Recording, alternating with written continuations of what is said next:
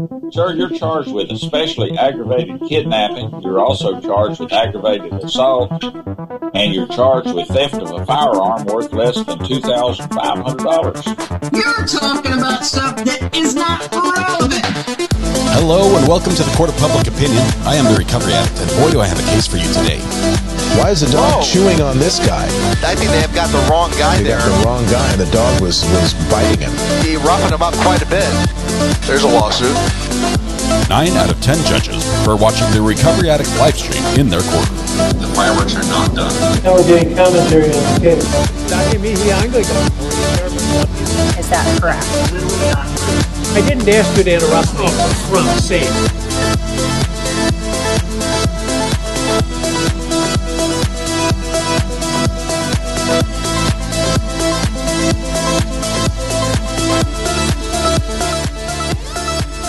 Good morning, welcome to Podcast Thursday.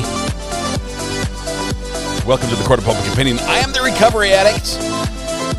Thank you very much. Can we get a recap, please? Recap? No, recap. Okay. Recap. We'll do a recap. Good morning, everybody. Good morning, one and all. Welcome. Please come on in. We've especially like to welcome Fire Girl, handmade by Wendy. First in chat this morning. Congratulations. Fire Girl, it's all on you today. Half the United States is buried under ice, and in all that, you have to keep the internet running. Because we are punishing you with internet ownership for your promptness this morning, for being early in chat, first person to talk. You deserve this and more. Congratulations, Fire Girl, handmade by Wendy. You've done this before. You're going to do great this time as well. I can just feel it. I can feel it. Wonderful to be here. Thank you all.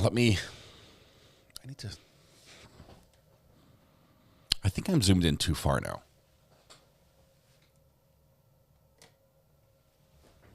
I'd like to be able to see where my hand is on these buttons, because if you have to hit a button. Is that correct? I'm going to be able to see it on my screen without having to look over at it. All right. Good morning. We were a little late start today, but it's okay because it's court approved. And it's going to be wonderful. Do I think it's going to be spicy today, Virginia? I think it will. And I have to just say, massive thanks to Josh from Courtroom Confidential and the crew over there. They're amazing. I got to hang out with them a little bit last night on the show on Josh's channel and talk about this case. And I was honored to be second choice. After Gigi had the arraignment or the bond hearing pop up for Mello, and she had to be there for that, so she had to bail. That they had Gigi lined up, and it would have been incredible. I was like, I'm going to watch that. That's going to be good. And then when she wasn't able to go, they said, Scott, can you fill in? Happy birthday! You look good. I'm like, I'm not very well, but I'll be happy to be there. And it was a lot of fun. Short notice, but it was great. All right, if you missed that on Courtroom Confidential, it's worth a rewatch. We do talk about some of the just crazy things that have happened in this case, mostly focusing on the defense portion of the case, because that's sort of been everything we've had this week, and it's been a lot. It's been a lot. All right, we have a couple things to do before we get talking about all that, but before you guys get up and start, beginning your day or go in a meeting or something else, I need everyone to just stand up. Everyone stand up. Take a deep breath. Roll your shoulders back there. Project your voice to the back of the room. Blend your voice with your neighbor. Warm up with me, if you will. We're going to sing to Alexis and Shelby's chick, both celebrating their birthday today.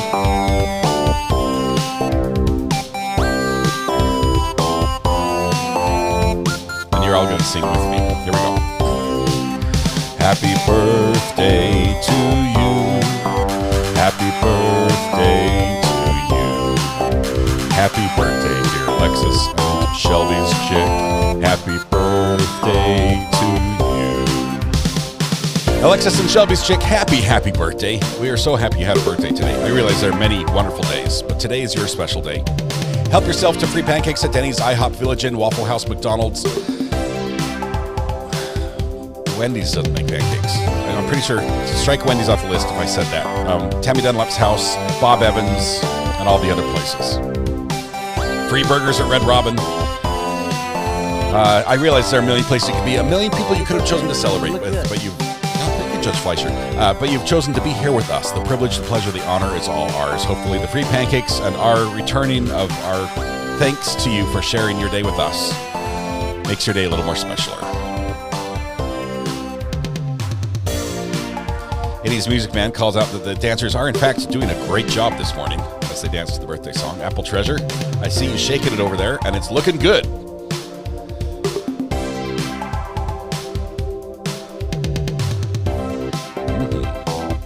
Oh yeah, can feel the groove today.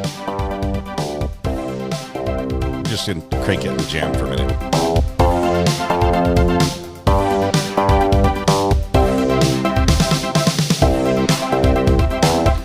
Happy birthday to Aubrey.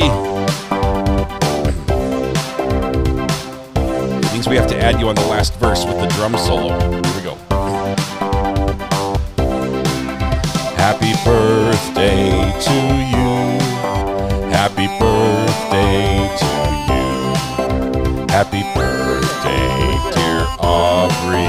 Happy birthday to you. Here's the drum solo. Ready? Here we go. Here we go. Everybody grab your air drum sticks. Sit down to your air drum set. Be prepared to do a little drum solo here right on the ending.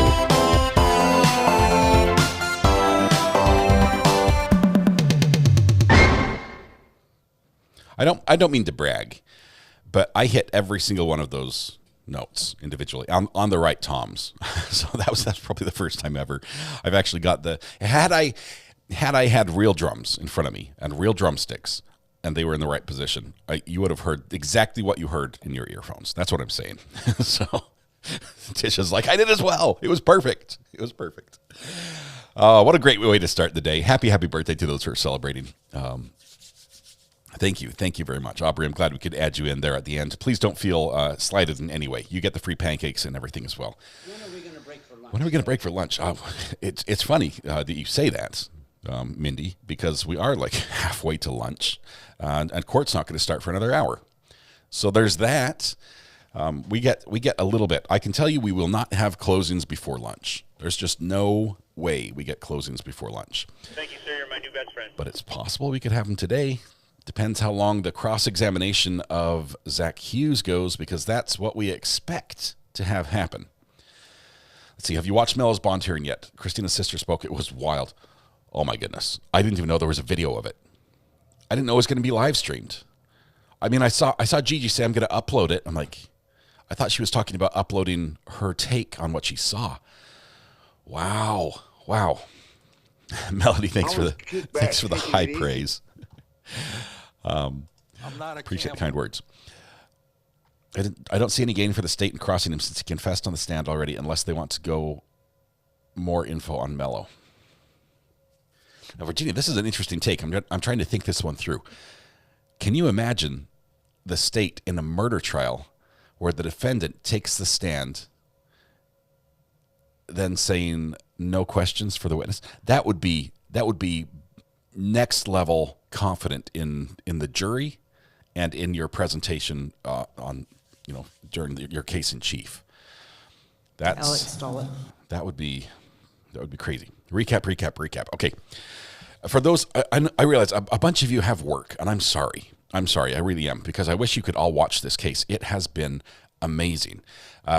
Starting at the very beginning, okay, when the state began, they basically said, Have them send someone with more. this is a murder case.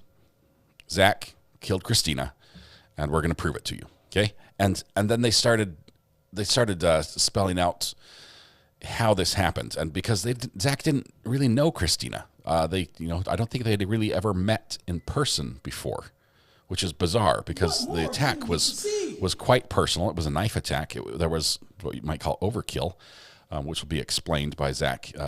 What was explained by Zach yesterday, and it was a complicated web, and it wasn't just your traditional murder story, right? You have things like, and I was telling this on Courtroom Confidential yesterday.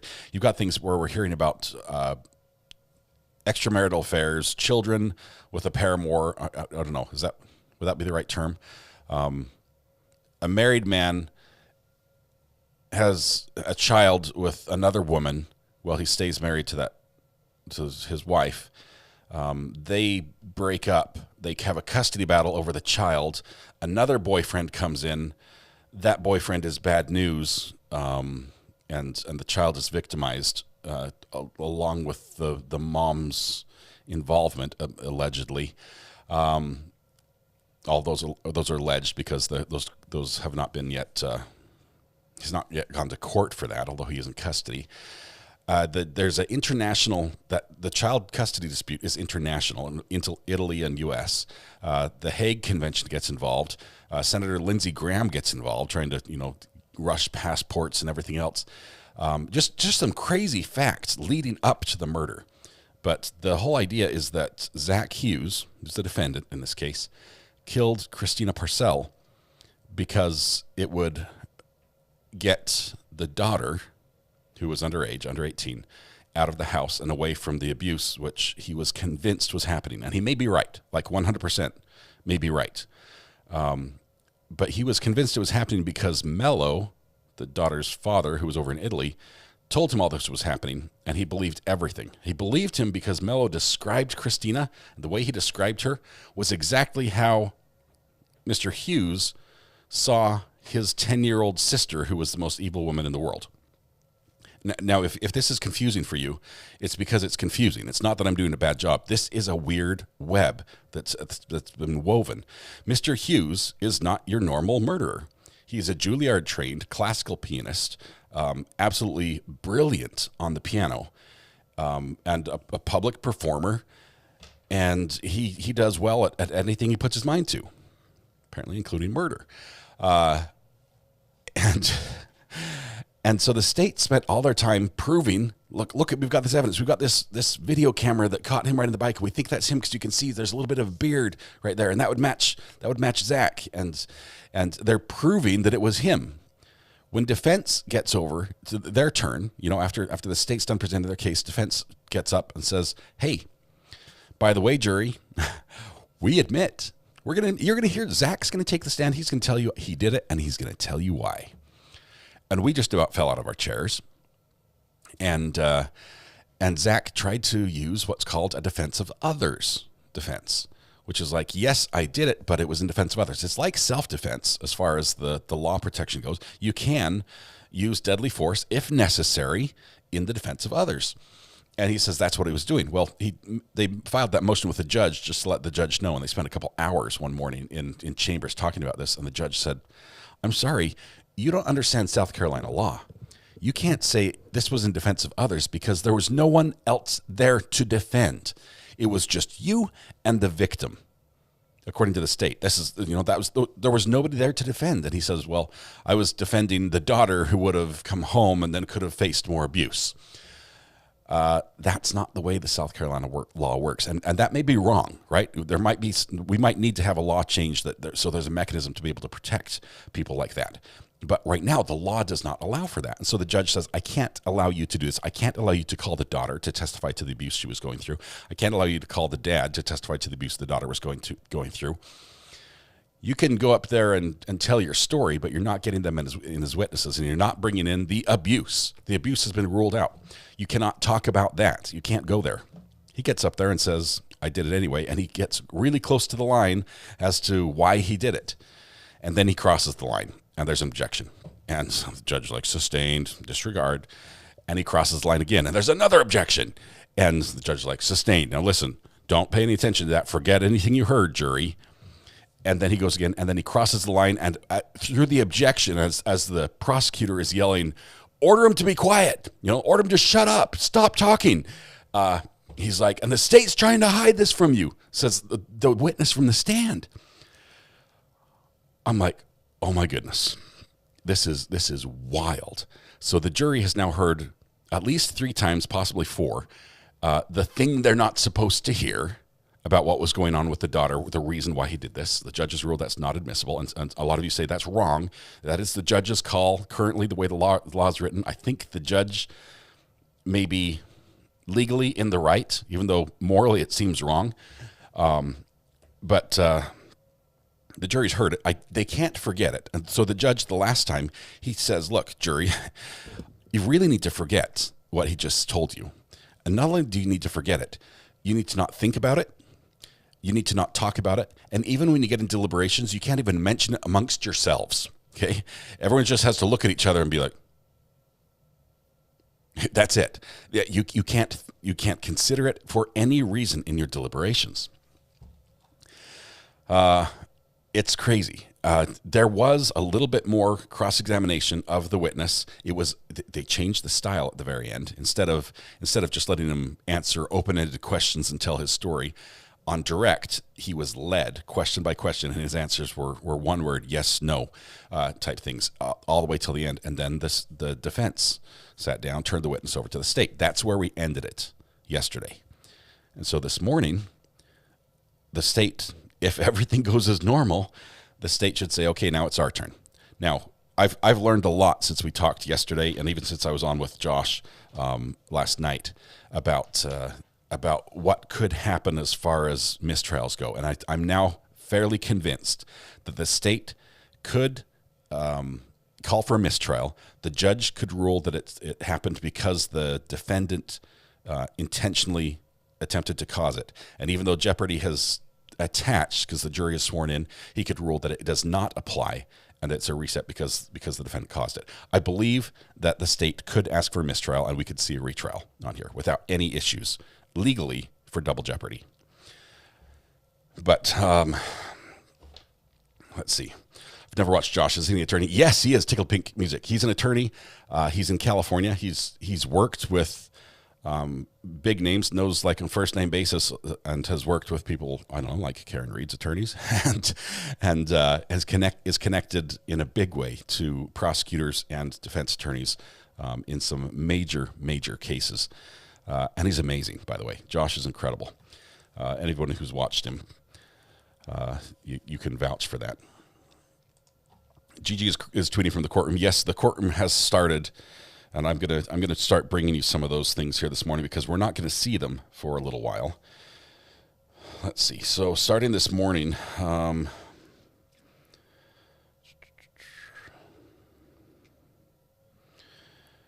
judges on the bench and both sides are arguing jury instructions. So that might take a little bit of time. The judge told the jury to come in late today because he had some things to go over with both sides. Because they're arguing jury instructions, the signal to us is that the state is not asking for a mistrial, that they're going to move forward. Let's see. How long will he get on top of 6 months if he does it again?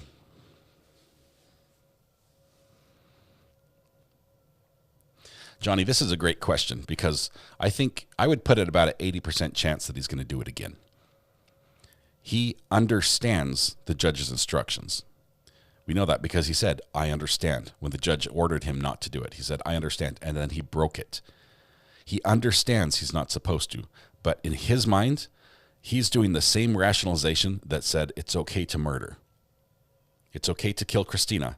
I understand that murder is against the law, but it's okay because I have a higher cause.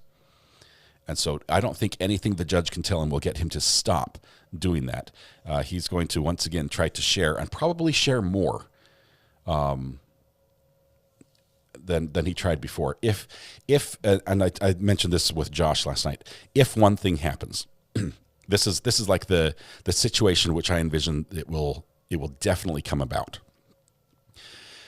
Remember that when Zach was testifying and he was talking about the murder, the language he used indicated that he still was having trouble in his head knowing exactly what he did, that he committed murder, connecting. And, he wouldn't say in the same sentence, I killed her because he was saying, I did it.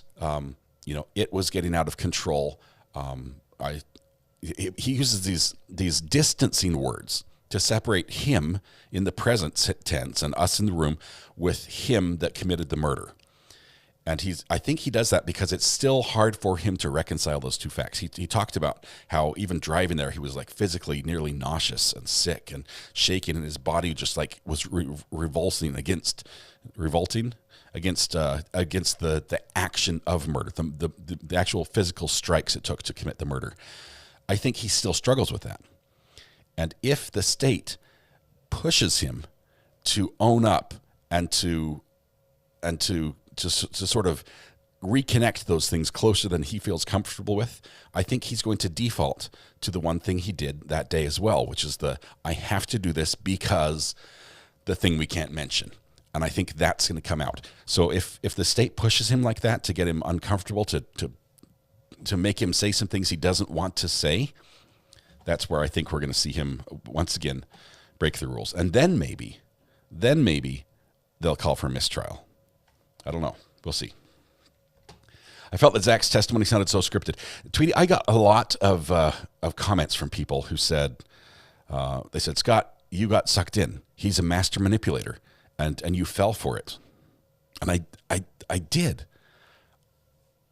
But I think he also fell for it. I think he believes himself. And that's why I believe what he's saying. First of all, I believe when he told the story of how that murder happened, step by step, in detail we have never seen before in a trial. I believe he was telling us exactly what happened, that is ingrained in his mind, and he knows exactly how it went down. He got very specific about everything except for the murder, and then it was just like, then I just did what I had to do. And he skipped that part. He's still uncomfortable with that. Let's see.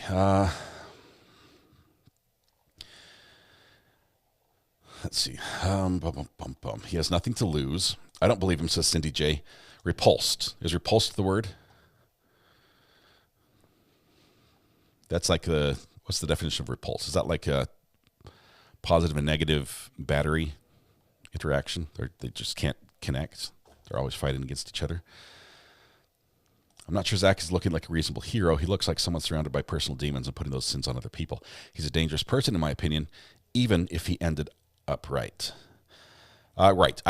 Mr. Upper Torso, I agree that the ends do not justify the means here. Okay? You can't say, I did this terrible thing, but the end result justifies the means. I can't accept that.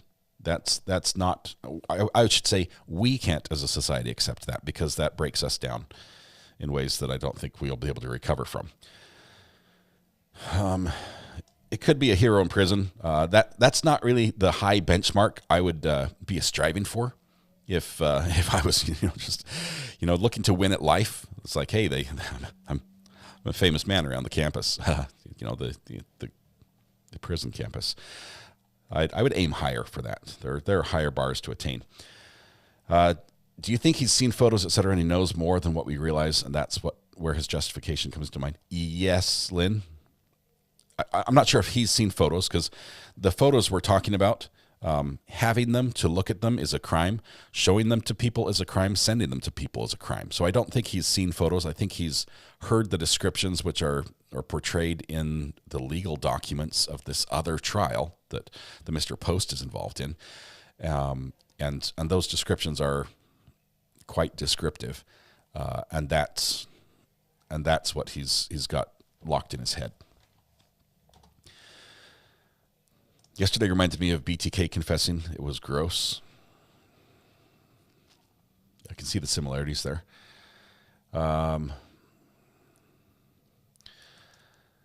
TCA Law Addict. I heard some comments from somebody who works very closely with a lot of people who have autism. And a lot of people have asked, is there some sort of spectrum? Is this a spectrum issue? A lot of people who work closely with that say no, because of some of the things that are very unique to Zach, that are very uncommon in autism, specifically with like the eye contact is one of the things. Being able to maintain that eye contact, that's what I've heard. I don't have that experience. I'm going to default to somebody who knows more about that than myself, but it's an interesting idea.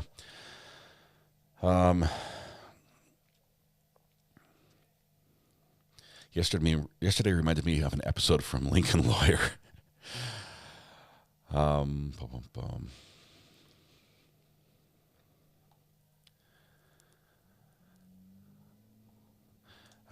Elegy says the system should have helped the child. They failed her.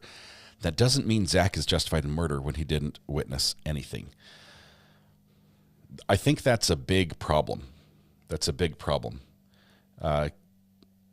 Zach basically took hearsay, which is, outside of hearsay is just a court rule, right? But he took hearsay and acted on it and acted in a big way. And that might be a problem for him, for the jury, saying, you don't know any of that. And maybe the state's going to ask him. And I mean, I don't think he's going to confess to seeing any of this, because I don't think he did. Let's see. Lynn Godwin, member for 12 months. Congratulations, you reached the year mark. Woohoo, I got released from the hospital just in time yesterday. This trial is wild. I kind of think he was set up to do someone's dirty work. I saw that as well. There were points in this trial where I thought he got manipulated by Mr. Mello. And, of course, now Mr. Mello is locked up. I think he was denied bond last night. And he's charged. Mr. Mello got arrested during Zach's testimony for what Zach said about him. That's how quick the police reacted. Kim R. gifted a membership. Thank you, Kim, for that. And Debbie F. Cook also gifted a membership. Debbie, thank you very much. I appreciate you as well. Thank you for the kind gifts. They did. He was denied.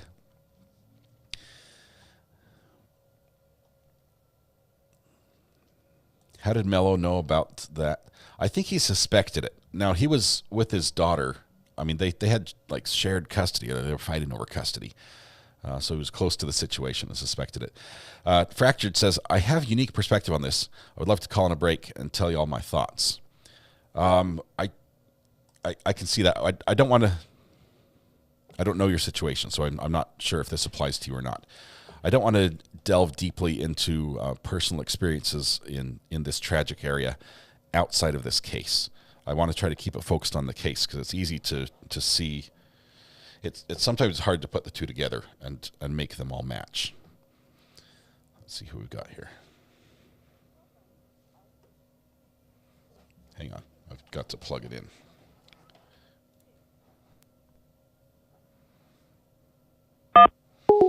Oh, that was my answer button, and then you hung up. Sorry, my fault. I was just slow. Mello was the epitome of unbothered at his bail here. Okay, I've got to watch that. Christina's sister was at the bond hearing and spoke. The one who testified? Mildred Hornblower says, I believe he posed her and spread the leaves and petals as a signature. Take a fresh rose and shake it hard. You wouldn't see many leaves or petals fall. The roses hit the floor as soon as he attacked her.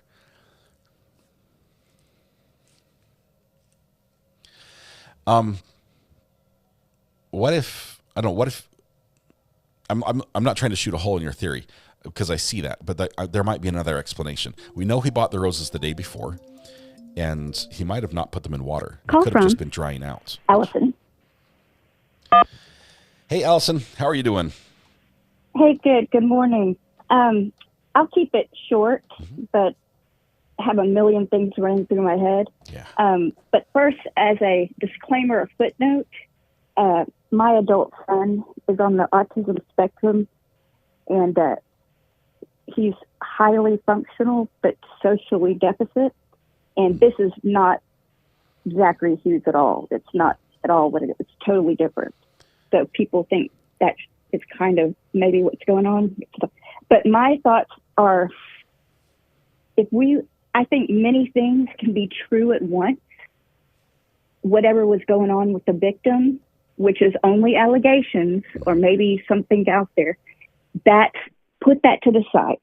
And so you have this man who basically is doing a murder by proxy, right? So if you listen to his testimony, basically, I thought it sounded like it was an audiobook on a manual on watching paint dry, or like the world's worst golf tournament commentator. It was just it didn't match up to what he was saying. Everything, his face, his tone, no inflection, the asymmetry of what his and so his excuses or his narrative is that his trauma from his childhood and everything leading up in the situation was the culmination of his emotions causing him to do this, and he showed zero emotion, zero. And so it doesn't match. So it was a script. It was a narrative. It's literally, if it was in another language we didn't understand, it would not match what he was saying. So yeah, we would never be able to. think, if I spoke, for instance, Greek and nothing else, I'd never be able to watch this and say this is a murderer confessing to murder. Okay. Right, and based on trauma and emotion and people affecting you so much that you commit murder. He had no reaction when he's talking about his sister, or no emotional anything when he's talking about his emotions doing the murder. It doesn't make any sense, and it's not anything to do with the spectrum at all. That's not what it is. Right, I agree with that. Based on my limited experience, I didn't see signs of autism in anything he did. I would say there were times he did show emotion, and one time that it nearly like burst out of him is the closest I can say to emotion. When he basically was describing that now that Christine was out of the picture, she was safe, and thinking that he had solved the whole problem, not realizing that, or then mentally thinking, but there's still post.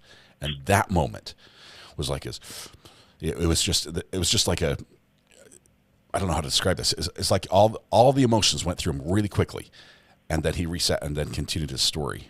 Right. But so the way he handled the disobeying the judge and overriding everything was the same kind of personality of him. Like, it didn't match how he was out of control, under the control, not having control of his emotions. It doesn't make sense. And the way he was acting, like what you say, showing emotion, is kind of, you could almost place it with him trying to, like, the traits he's showing are all just, they're not matching up. But it just, I think two things can be true at once, okay? Yeah. I don't think the side should be taken. You could step back and look at it and say, they could be the worst people in the world, what he's accusing them to be. But it doesn't explain the literal, behavior does not reflect the script. Everything he was reading a research paper. And so here's now I'm going down a rabbit hole, my last comment. Okay, we'll let you wander a little bit. Okay, but it'll be short. So I was like, it almost sounds like the trauma he's talking about in childhood that was so dormant or seeped into him that led him to this, where he immersed himself in this. I think it's possible he involved himself in all this. He's intelligent, right? Methodical, maybe, I'd say yes, whatever he does. Highly intelligent. I think he immersed himself as a way to dip his toes into committing murder, like Ed Kemper, when they start out. I mean, and I know it sounds totally outside the box. It's pure speculation. It really does sound like and it. I can see the areas where the only thing I'd see that might support, he sort of had desire to see what that was like, is that he went from being a classically trained concert pianist to I'd like to be an infantryman, which is, I mean, it's just strange. Nothing matches up. So you have to, I don't think, if you try to put aside what he's saying, blaming the victim and the victim's family, even if it's true, it doesn't match. His behaviors, his basis does not match. It all conflicts. Yeah, the story conflicts. I don't know if that's true, or if we'll ever find out if it is or not. But I think the bigger issue for Zach is that he probably lost the jury on some of those mental jumps that he did. He had the jury, I think, up to that point, and I think they were fascinated with what they heard, as I was. But mentally getting to the same point and saying, okay, that makes sense. I don't think they did, even though he thinks it does. I think the jury is not with him. But thank you very much for the comments and the call. I appreciate it. Okay, thanks. Yep. Bye. Have a good one. Bye. All right. Tons of time to rehearse the story. Very possible. Right now in court, the judge and the attorneys are going over jury instructions outside the jury's presence. That's why we don't get to see anything. Hopefully we get to, he only has to get to one juror. You're right. But if he gets to one juror, then it's, a hung jury is a mistrial. And it just becomes, now we do this again. Call from Dr. Bob. To accept, press 1. Okay, your voice scared me just a little bit. Yeah, I'm sorry. It was just, it's loud, that's all. How are you doing? I'm doing fantastic. I hope everybody in chat is having a wonderful day. We sure are. Any thoughts on the case as far as going forward, Zach's testimony, any of that? I will say that I know both sides because I know them personally. I used to work with one of them. I will say that it is really interesting to see how Mr. Zachary is going down the path that he has chosen. Mm-hmm. He has never been like this, but then again, I know this is a weird state of mind that he has to be in because nobody that I've known has been on trial for murder. Right. But he's always been the type of person to, I guess, put down, per se. He has that and what he has to present to the courts and the jury and all that, different than what he has in the, I guess, not trial setting personality. I put it that way. So, Zach has a lot of supporters, right? Yeah. Are the supporters, are they fooled by him? Are they convinced? What's the thought among those people that are supporting him? I think it's kind of on back to that. I can't remember the guy's name that unalived the two women down in Florida that has the face markings and all that. Okay. It's kind of that same mentality in my mind, where they're trying to support somebody that is so. Because even though those two people are two different people, it's kind of, I will cover under the same umbrella of you're falling in, I guess, like a better terms, falling in love with somebody that has a whole different personality. If you talk to them down the street at, I guess, a local gas station or have a personal relationship with them, what he is showing in court is all different than if you know him personally. So is it like a split personality? Is there two Zachs and he's able to show one, to family and friends and keep this other one suppressed and hidden? Yeah, it's more in line of let me show you business first and have that personality, because what I do is different than what you do. Because I know you run the YouTube and do your own thing, but you don't. I don't bring my job to my table when I sit down with my watching kids. Yeah, keep them separate. Divide work from pleasure, right? Yeah. That's fascinating. Is any other tidbits? You say you know the players in this courtroom personally, like on a personal level, associated with them. That's fascinating. I would have to say, was there any sign? I mean, was it before this? Was there anything you saw that if you were aware of Zach or knew him personally? I'm not sure if you do know him or not. I did. Was there any sign that there was a potential there, or interest? Yes, to some extent. I think it was more of. I'm sorry, I'm trying to gather my thoughts and try to structure it. You're good. It's more of.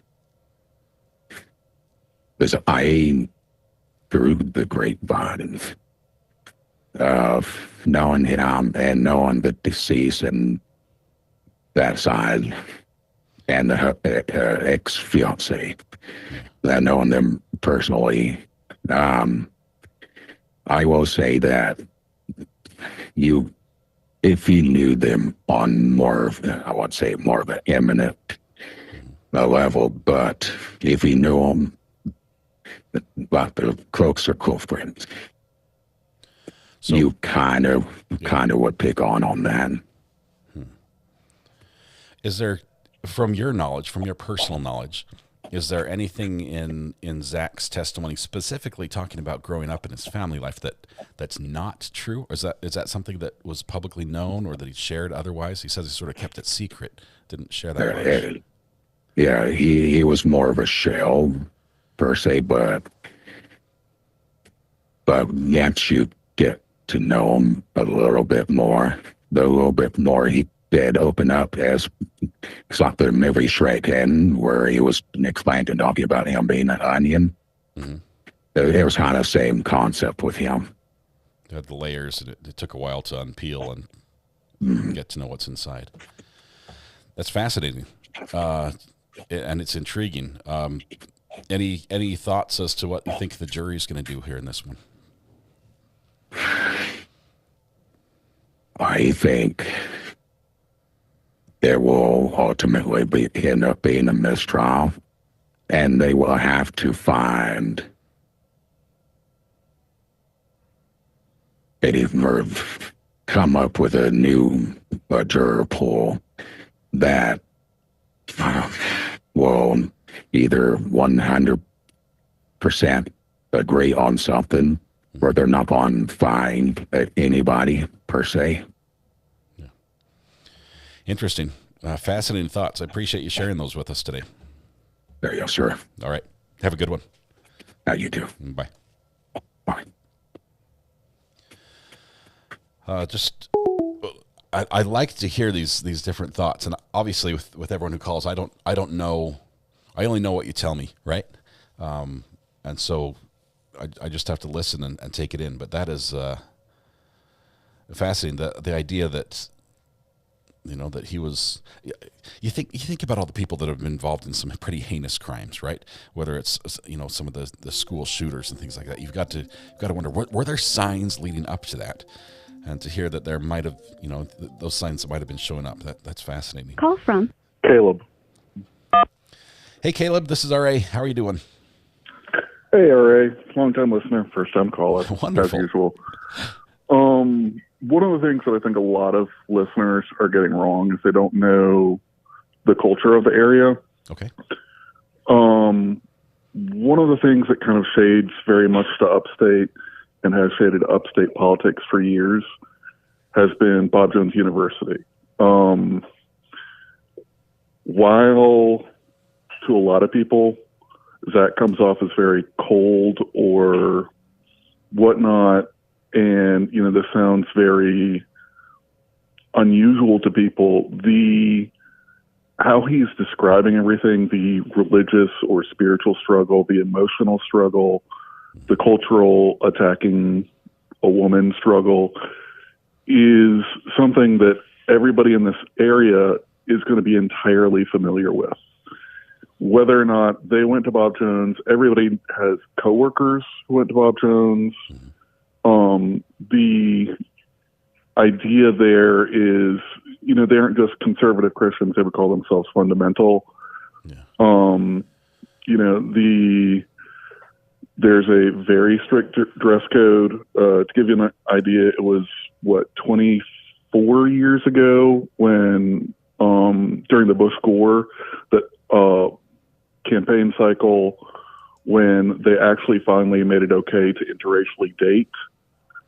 So there are a lot of not a lot of progressive ideas that have worked their way into that environment, I'm sure. Not really per se. Yeah, go ahead. Go ahead. I was going to say, so for somebody, and I'm not trying to make this a discussion about religion, so please don't take it that way. This is a rough place to have those conversations. But for someone who is outside the South in general, even if they are religious, it is different here. It's different in the South. The way that religion is a part of people's lives is at a level that you don't see, in the other areas of the United States. Even people who are very religious and devout, and who keep the statutes of their religion quite faithfully. The South, it's much more forward. It's much more prevalent in everything, from the road signs and to the conversations at the grocery store. And so you're saying that this Bob Jones University, which I'm not very familiar with, takes that inside the South to the next level of like an ultra type level, not necessarily fanatic, but extreme. Would that be safe? I don't know if I would feel comfortable going so far as to say extreme, because that makes me feel kind of terroristy. Yeah. I don't like but that. I would say it definitely, the level of expression, the level to which it affects a lot of people's lives, is more than I've experienced in other areas of the country. Mm-hmm. And, even when you get into, typically long-term Catholic areas or typically Muslim neighborhoods in, say, like Chicago, it's not as pervasive in the culture because it's so ingrained in the area. Or at least it hasn't seemed that way when I've been there. So is some of what we're seeing in Zach and how he's presenting, is that culture showing through, or is that? A lot of it is, and it's going to be one of the things that is going to ring and play very well with the jury. That's fascinating. That regardless of what consequences may befall him, he has a duty to act. For example, one of the old sayings of Bob Jones is like, do the right thing even when nobody's looking. Yeah. And so it's going to say a lot of things, how much people end up on there were better ways to handle this versus I'm okay with the results versus I can't, because of the results, I can't, convict him. I think we end up with a hung jury probably 9 times out of 10. That's fascinating. What that basically tells me is us as outsiders, especially from outside the local area, really have no idea whatsoever on the jury. And while we might be lost, and he said, oh, he lost me on that, that's one step too far, the rest of the jury might see it very differently based on the culture, which could account for why he has such a widespread support, even there in the courtroom, among family, friends, the community. That is fascinating. Anyway, that's all I had. Hope to catch everything with you later. I appreciate it. Thank you for sharing that. Mm-hmm. Bye-bye.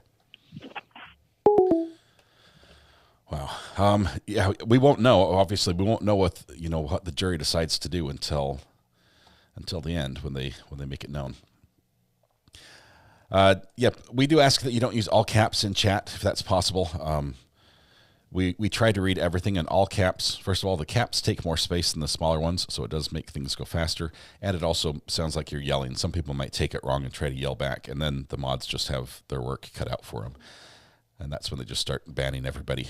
So we don't make them do that, please. Calls are getting real. They are very interesting callers, very interesting perspectives and experience on this. For those that are asking about when court's supposed to start, it should be within, I don't know, about 10 minutes. But we don't know how long. That's when they were supposed to start. We don't know how long the jury instructions, hammering out what is going to be read to the jury, in what order, and the wording that's going to be used, and what should be included and what should not be included, how long that's taking. They're working on that right now. So we'll keep an eye out. I'm watching Pretty Lies and Alibis on Twitter is a great place to watch. John Mello has his first appearance hearing on April 25th. That's in the middle of Karen Reed and Corey Richens, I think. So, all right, let's give Greenville more credit. They'll see him. I love Greenville. I tell you, I've been there one time, and that's to help out after the hurricane. I didn't do much, right? We cut down a couple trees, and it was weeks after, but it's a beautiful, beautiful. South Carolina is a beautiful state to begin with, and it's a beautiful city. Love it. There's a lot of culture there. There's a lot of history. There's a lot to love. Just talking to the people down there that I did, I loved just being down there for even just a couple days. All right. Let's see. I love the area. Dr. Bob, that's awesome. And thank you very much for the call. Appreciate that. It's beautiful. I want to go back again. Of course, I want to go back and metal detect down there as well, because I love the history that's present, and that's in the restaurants and in the buildings and in the architecture and the trees and everything else. But I also love the history that's buried, that's just everyone's walking over, and I'd like to discover that. All right, let's see, Greenville Special. I've lived there. Got another one coming in. Just one second. I live there and still have family there, and I can see some jurors justifying the vigilante. Cook News. Hello, Cook News. This is Scott. How are you doing? Good. How are you doing? I'm doing fabulous this morning. Thanks for calling. What's on your mind?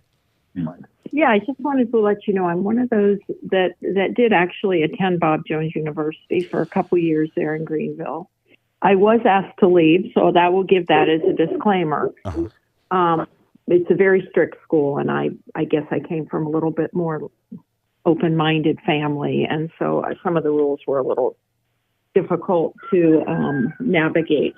Okay. But one thing I want to say is I don't think it's a breeding ground for crazies.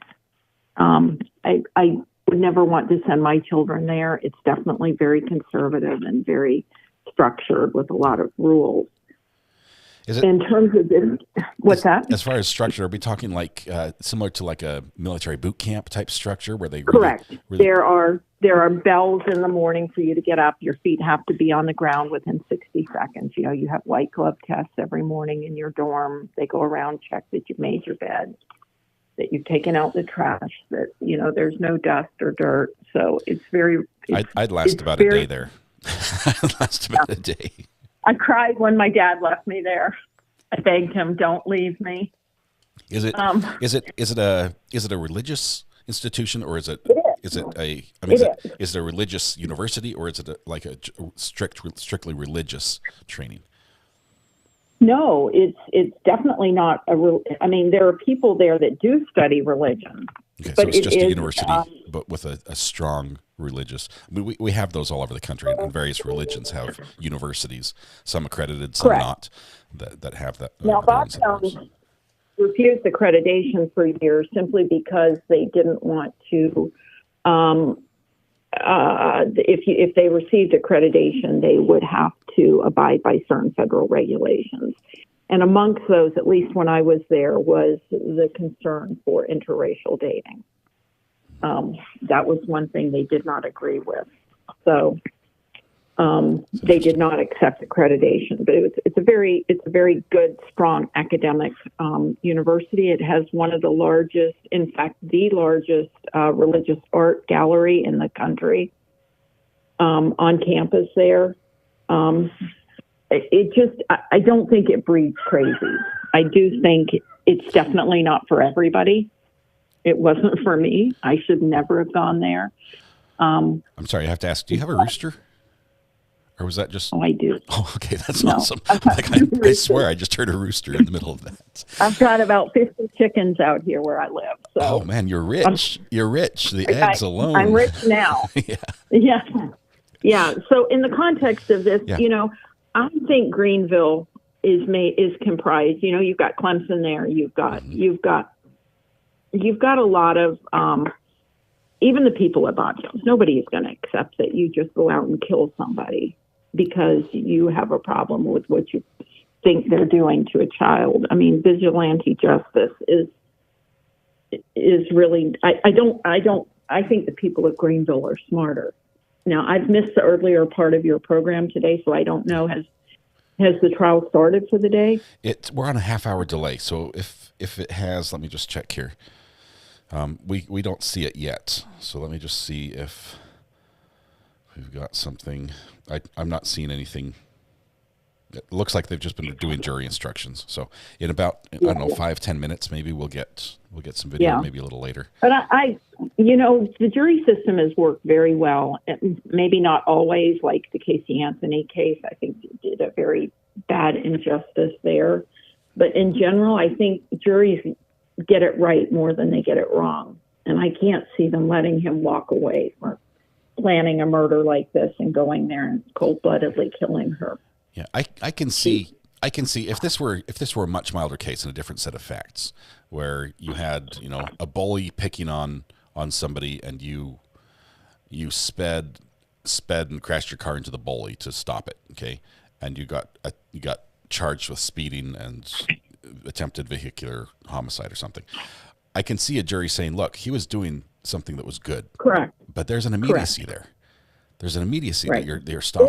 Or for example, if they were filming this woman with her child and he happened upon it, right, in a perverse manner, then you could see him, trying to separate and beat the crap out of her. But you don't. Well, why wouldn't you be calling the police? I don't understand that. Why do you instead say, so I'm going to try to bring attention to this by sending pornographic pictures of Christina to her family and friends? No, something is off there mentally there. And I felt like watching him, and I'm not a psychiatrist, though I am in the medical field, but I feel definitely something was off with the calm demeanor with which he, described the cold-blooded killing. Something was off.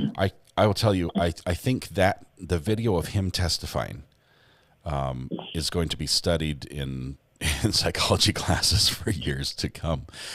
I've never seen what we saw. I mean, I've seen confessions before, but I've never seen it like that. And I can't put my finger on it yet. Exactly why that was so fascinating and chilling. And I mean, what I was watching on the screen and what I was hearing, just there was a disconnect in my brain that I still can't get over. No, I'm with you there. But I've just found your channel. I'm glad for it. I appreciate it. And thanks for taking, time to speak with me today. I really appreciate it. I appreciate the call. Thank you very much. Yeah. Bye. We'll see you. Bye. Bye. Great callers today, all of them. Appreciate that. Let's see. Quick reminder, let's no names in chat, no name calling in chat. We'd ask you guys to be respectful. We like to have here in this channel, both in chat and on the phone, we like to have conversations where we can learn from each other. And I will tell you that I think I do the most learning on this channel. You guys have incredible experience, incredible knowledge that far exceeds my own. I learn best when you're not calling me names. So although the names may be accurate, I just ask for your patience with me as I'm learning here, as you guys help me learn this. In chat, they say you can catch more flies with honey than with vinegar. Let's just be polite with each other, even if we disagree. If you find somebody that just rubs you the wrong way, I'd ask that you just right-click on their name on those little 3 dots next to their name in chat, and just block that person. And then you don't have to tell us about it. Everything will just be fine. It'll be good. You won't see anything from them, and we'll be able to continue. But if you do have a disagreement with somebody that's back and forth, we ask that you maybe take it outside of chat, Discord maybe, where you can talk to them directly, or message them back and forth. The moderators or Discord are like, no, don't send them to us. But yes, bond was denied for Melo. He's going to remain in custody right now. A couple more calls here. Let's see what we've got. Call from Various and Sundry. Various and Sundry. I love the name. How are you doing this morning? Hey, I'm doing pretty good. I just wanted to, I just caught up today from yesterday, which was totally bonkers. Yes. And I wanted to kind of give some insight. Like, I'm also a classically trained musician. Wonderful. I didn't go to Juilliard, but I know Juilliard types, and I know like the classical music person. Like he's like an archetype of a classical musician that I wanted to share. Okay. So there's a thing, and I don't know what it is, but a lot of homeschoolers end up getting really into classical music in particular, and a lot of religious homeschoolers get into classical music. And he's actually about my age. He's maybe like 2 years older than me or something. Mm-hmm. And I was also, I did online school and a little bit of public school. So I grew up with kids just like him who were like a little awkward, like really serious and into music at a young age. And I do want to say, like, the fact that he is such a Beethoven fan is a little bit of a cliche in the music world. Like, it's like really, of all the options, you went with Beethoven. So. Yeah, it's like saying your favorite artist is like, I don't know who's really popular right now.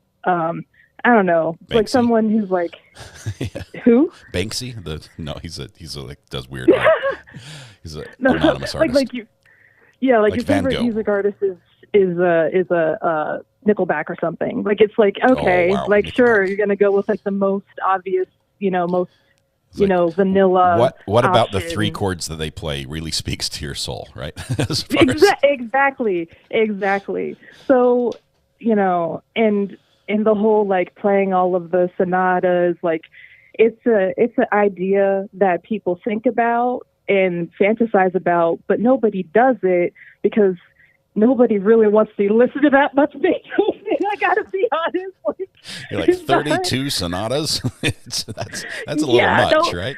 It's a really hard sell. It's definitely it has to be a labor of love because it's not profitable, especially when you're a pianist. Like like he talked about the main ways you make money as a classical musician. You teach, and as a pianist especially, you accompany singers. You can accompany other people in school and stuff like that. So it's nothing he said was out of the ordinary for a musician in the field. I have to say, like I think it is extraordinary. Like from the outside, we consider Juilliard as a very prestigious school, but there are other schools that the public doesn't know as much about that are just as good, if not better, than Juilliard, especially in recent years. Like post-pandemic stuff really changed a lot. So, I'm not saying that he's not all that. I'm saying that he's really typical of a classical musician who's kind of a weirdo, but also kind of basic. Yeah. That's fascinating. Yeah. His skill is so far beyond me that anything he does on the piano is I'm just amazed. Right, I can find middle C on a good day, and so I'm impressed. But it's funny to see from that vantage point that probably within Juilliard he excels, but he's like cookie cutter. Yes, exactly. He's exactly what the establishment wants people to see. He's like factory line, musician.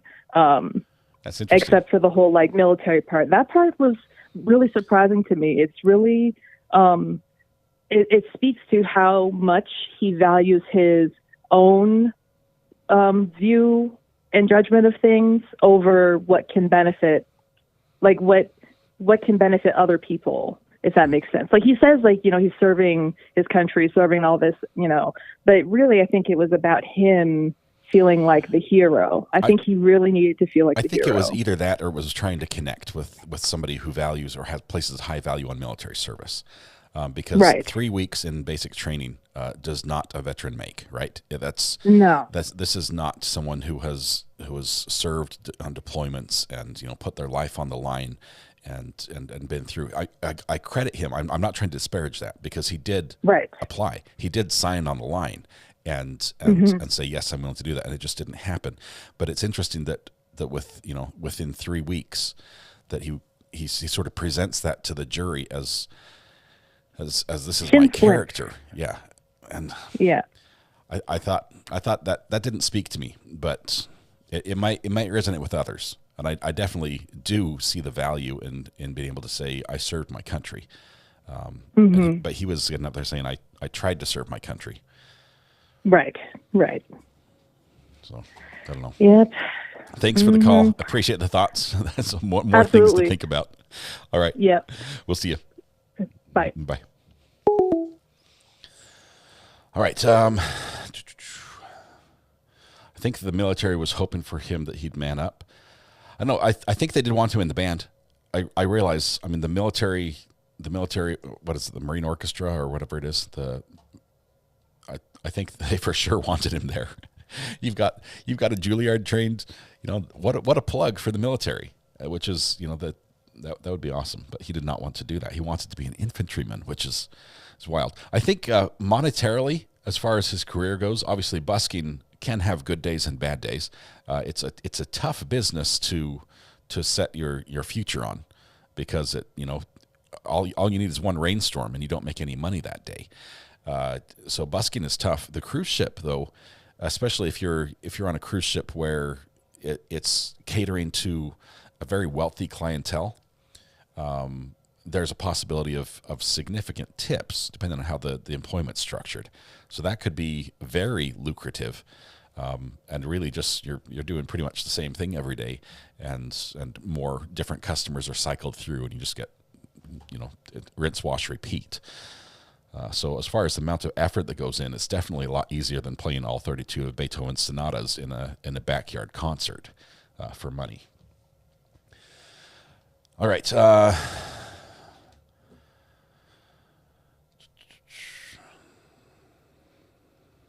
See, Miss Jessica says, I'm classically trained in opera, and I was an Army EOD. Oh my goodness, the bomb squad unit. I have stress fractures as well. They told me to suck it up. Wow. So do you think he Miss Jessica, I'm just like thinking through his thought process. The stress fractures is a possible exit that you could take, but not necessarily forced out. Is that what you're saying? It's not lucrative at all, says Barb Russell. You have to pay the cruise line for a lot of stuff out of pocket, not a gold star on your resume. It's like working in the coal mine. You have to buy it at the company store. Now it's terrible. That's almost slave labor then. I thought the cruise line would be great for tips, but if they milk it on the back end, that's terrible. Why didn't you do the cruise ship job? I think it was he got arrested. Wasn't that what it was? He got caught. Call from Lisa. Hey, Lisa, how are you doing? I'm doing great. How are you? Just fabulous. Just waiting for court to start. It's going to be a few more minutes here, but what are your thoughts this morning? My thoughts are maybe he joined the military because he had these thoughts of unaliving people, and maybe he thought the military would offer him, somewhere to go, like Afghanistan or something, where he could use those skills. I mean, why else would you want to do infantry going into the Marines? Lisa, that might sound to a lot of people like something that's very crazy, but I'm going to do the same thing that Zach said, and said that resonates with me because I know someone who joins just for that reason. And it's scary to know someone who's like, I want to see what it's like, and the only place you can do it legally is in the military or the police. Right.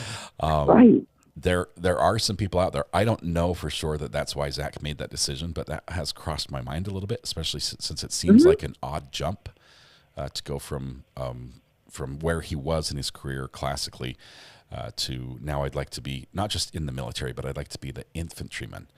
which are typically the hands-on guys, the front line. Right. Right. That's a strange. There's a strange jump that makes you think. I know. That's what I was thinking. I'm thinking, oh, maybe he has these dark fantasies and we just don't know about them. I think he's tortured mentally, internally. Oh, I do too. And I don't like the prospect of anyone who is in that sort of state. I wouldn't like to be in it personally, but I think that's his reality. Yeah, I just think he needs a lot of therapy, whether he's in prison or not. He just needs a lot of therapy. Yeah.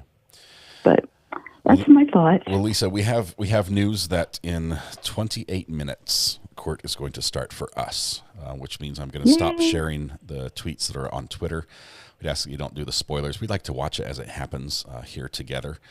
But we know that court is resuming, and it's resuming right where we left off. So in 28 minutes, we'll have that video for you. So, Lisa, thank you for that. I'm here for the drama. Yeah, thanks. You might get some today. Thank you. Okay. We'll see you. Bye. Bye. So hopefully what happened was this morning, the two sides worked out all the details with the jury instructions. Once that's out of the way, then the only real break we have between testimony and closing is if the defense wants to file another motion, judgment of acquittal or something. Call from Mermaid Mary. This morning. Hey, Mermaid Mary, can you turn your volume down in the back? Because it'll be a little confusing. Absolutely. Hold on 1 second. Oh, shoot. Except I can't find my remote control. There we go. Okay. Sorry about that. What's on your mind today, Mary? Oh, you're good. So just quickly, I don't really know what to think about in this case, but I will tell you that, as a pediatric nurse, like in my experience with that and dealing with parents with all kinds of stressors, and I just think that there's other things he could have done before choosing murder, in my opinion. But I did want to let you know, I sent you a text in your burner phone. Evidently, there was somebody named Grace Hughes that commented on the court TV stream yesterday. Not sure if it really is her, but it's a very long stream, and I sent you a bunch of screenshots from it if you want to take a look. I will take a look. We found, unfortunately, a lot of the big channels fall prey to trolls on the internet, and it's so easy. As you can see, I mean, we do it on our own channel for fun, but we change our names back and forth just depending on what the case is, and it's very easy to do that on YouTube. So you can present yourself as someone you're not pretty readily. Yes. But and I definitely thought that myself. But I'll still take a look at it. Obviously, we're probably not going to share it too far, but it's curious, and sometimes they add up, and you're like, wow, that's real. We find out in court that I posted this on court TV, or it's crazy. Right. But thank you very much for that. I'll look into that. So. Of course, and thank you for all your work. I love your channel. Thank you. It's a wonderful community. I'd love to be part of it. So have a wonderful day. All right, bye. You too. Bye-bye. Can we do a poll, says the sleeper? How many people called out today with the flu? Okay, just by a show of hands in chat. If you've called in sick to watch court, please own up. Okay, let me get some stuff ready here. Give me just a second to.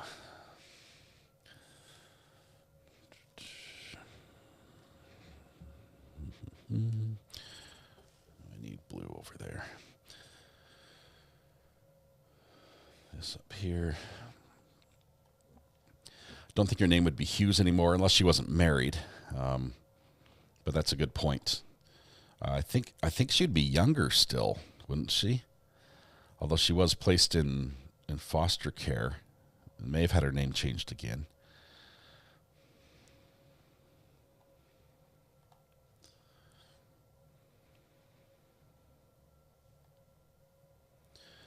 TX True Crimer says Zach's sister Grace commented on Court TV's live stream day 6. She said she wants to testify against him. That's what we're talking about. We're not sure if it's true or not, and it's really hard for us to verify because we don't have the IPs and with the right computer equipment, we could probably do some verification based on where she's at and some also knowledge of where she should be at, just to make sure they match up. But we won't really know if that's the case unless she actually gets called to the stand. How do you listen to different streams? I'm struggling, Yogi. It comes from back in the days as a kid. I like to listen to the police scanner, and sometimes two exciting things were happening on different channels. And so having two police scanners and listening to both of them at the same time was a lot of fun for me. And I've just started doing that. I'm seeing a couple show of hands of people. It's okay. I'm not going to tell your boss. But a couple of you are admitting to not being at work today because you want to be here. So, for those of you who are actually sick, I'm so sorry. Hope you get feeling better. Thanks for being with us this morning. Hopefully, we can make your downtime a little bit faster. Canceled an appointment today. Courtroom Confidential from yesterday. We can link their channel. Maybe one of the mods could get the actual link to the interview we did last night with Josh, which was great. I love talking with him. He's very, very smart guy. I like his legal knowledge. He is a working attorney. So, I mean, he's a lawyer. That's what he does day in and day out. And he runs what I would say is a full-time YouTube channel on the side, which is just impressive. Being able to be part and just see a little behind the scenes, as before and after his live streams. He runs a tight schedule. I don't know how he does it. He's amazing. Does really well at it.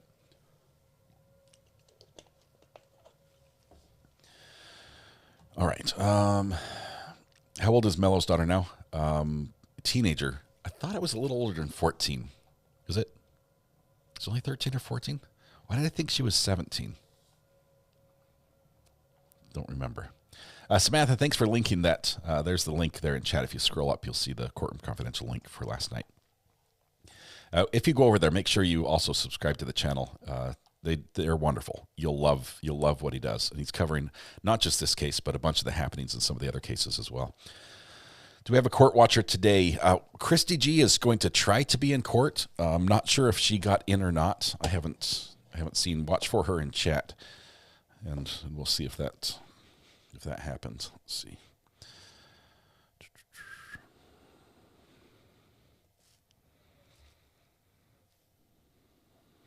Okay. I need this over here.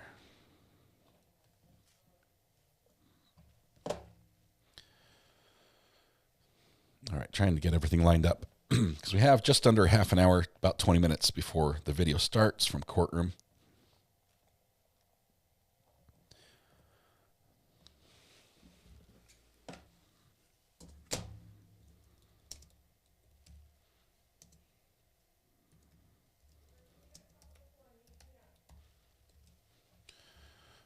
All right. Let's turn that one off here. This one over there.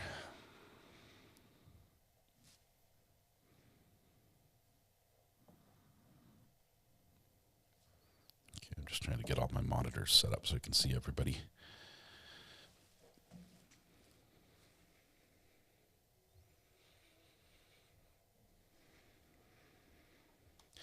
Can the prosecution not just move for a directed verdict? Prosecution can't. Zach admitted to the crime, but there was no legit lawful defense. No, he has the right to a trial by jury, and the judge can't just step in and say, hey, this is an easy one, jury, I got this for you. Nope, the jury has to find him guilty. Now, if the jury finds him guilty and they were completely wrong, the judge might be able to overturn that verdict, with the judgment notwithstanding.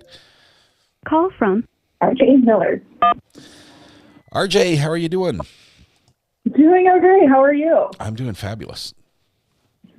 So I have an interesting perspective on this. I have not kept up with the whole case because it hits a little too close to my story.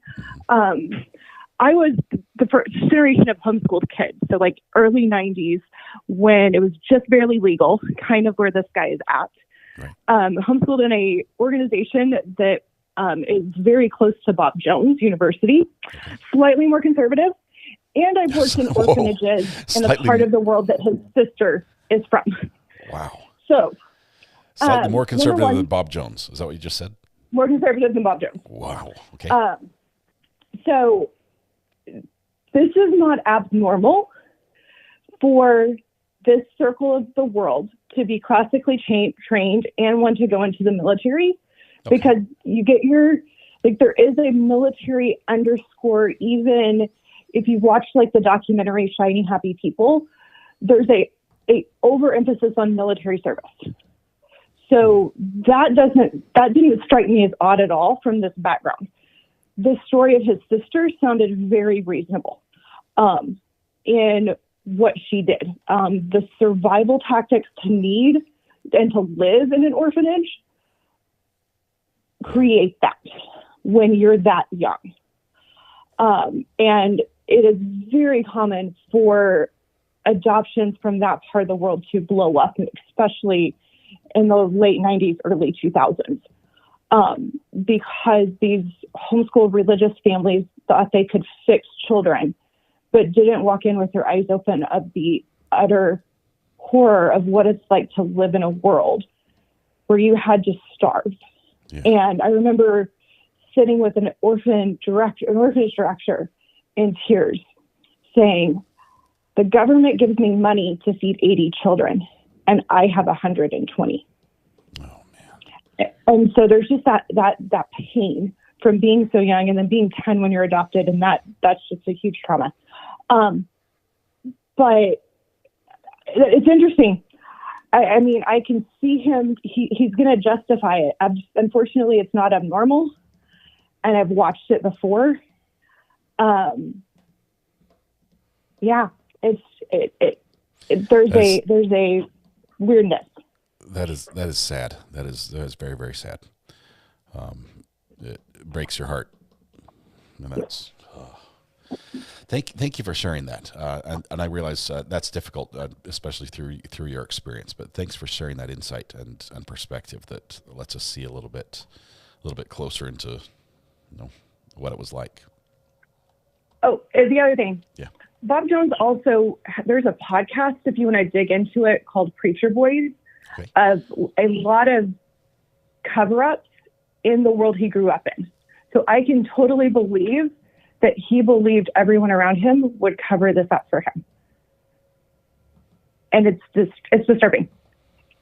It's like culturally, we cover things up. That's what we do. Yeah. Culturally, we cover things up. Whoa.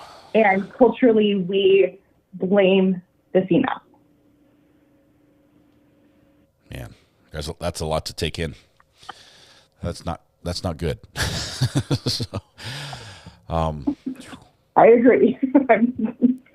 I agree. All right. Well, I'll watch for that because I'm not aware of that personally. So that's new for me. I have to look at that and see what shows up. I think it'd be interesting if the family spoke out, if the supporters, and I haven't watched it. They might be, and I'm not aware of it. But that might be more apparent if that were the case, if they were speaking out, and that sort of shows through in how they comment. But thank you for sharing that. Appreciate it. You're welcome. All right. Have a wonderful day. You too. Bye. You too. Bye. Can you explain why the judge wouldn't allow him to testify about abuse if he tried to report before? I just started watching, so I could have missed it. Madison, the reasoning, the actual court decision, is that the judge ruled it was more prejudicial than probative. So, for instance, let's use an example. I'm terrible at examples, but I'm going to try anyway. In my scenario, Madison, you've got a lead foot when you drive. You've got a record about a mile long of times you've been speeding 10, 20, 30 miles per hour over the speed limit.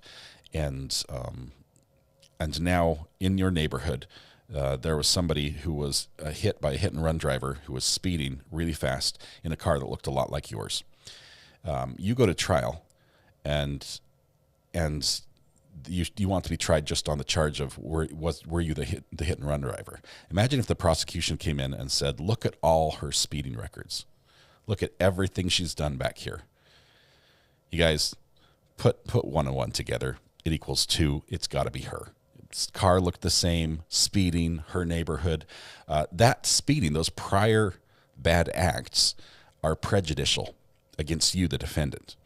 And that would not be allowed. They might be considered, if you were convicted as far as punishment, But the prior bad acts would be kept out because that would be too prejudicial and more than probative. It doesn't help the jury understand whether or not you did this crime to know that previously you had. But in this case, it's flipped. Both the state and the defense have the right to a fair trial. And in this case, they're saying it would not be fair to the state to tell the jury that the victim was doing something bad. And so that would be unfair and wouldn't be fair for the state. And so because of that, we're keeping that part out and we're going to rule that's not allowed in. That's the decision the judge made. And a lot of people are struggling with that because it's very easy to say the jury would make a better decision or more informed decision if they knew everything, right? But the only decision the jury has to make is, did this person commit the crime he's charged with? And that's murder. And so there is other stuff out there.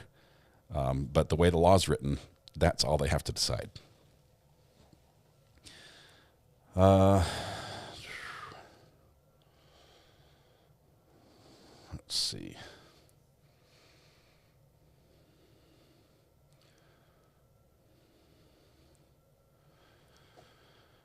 We ask you don't put spoilers in chat, please. That would be great. We're waiting. We're going to be coming to court here in just a minute. Just 1 second. Let me get it all set up so we can bring that.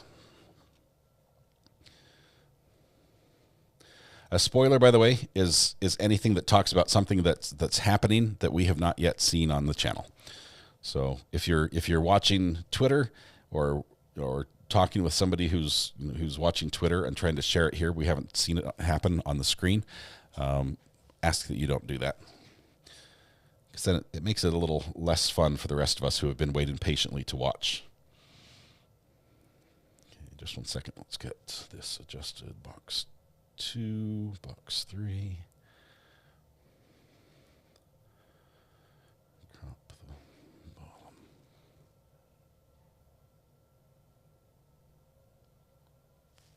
Okay. Box 2 is on. All right, here we go. Trying to get our counter placed correctly.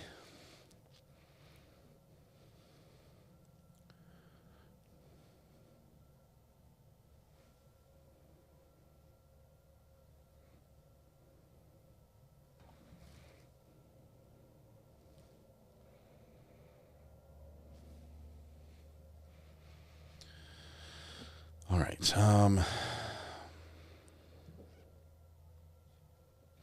Are we nearly there yet? We are, I think, within 10 minutes of them starting.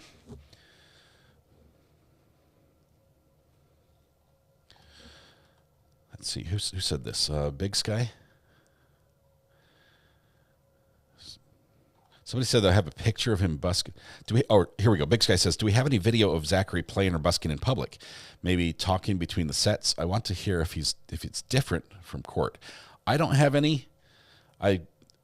Your probably best bet is finding something on YouTube or Instagram, but those are ones that he edited and released on his YouTube channel or Instagram, and it's probably trimmed down to pretty much just be the performance.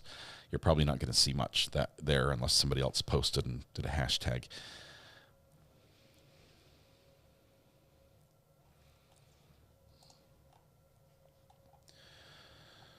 Let's see. Longest 30-minute delay ever.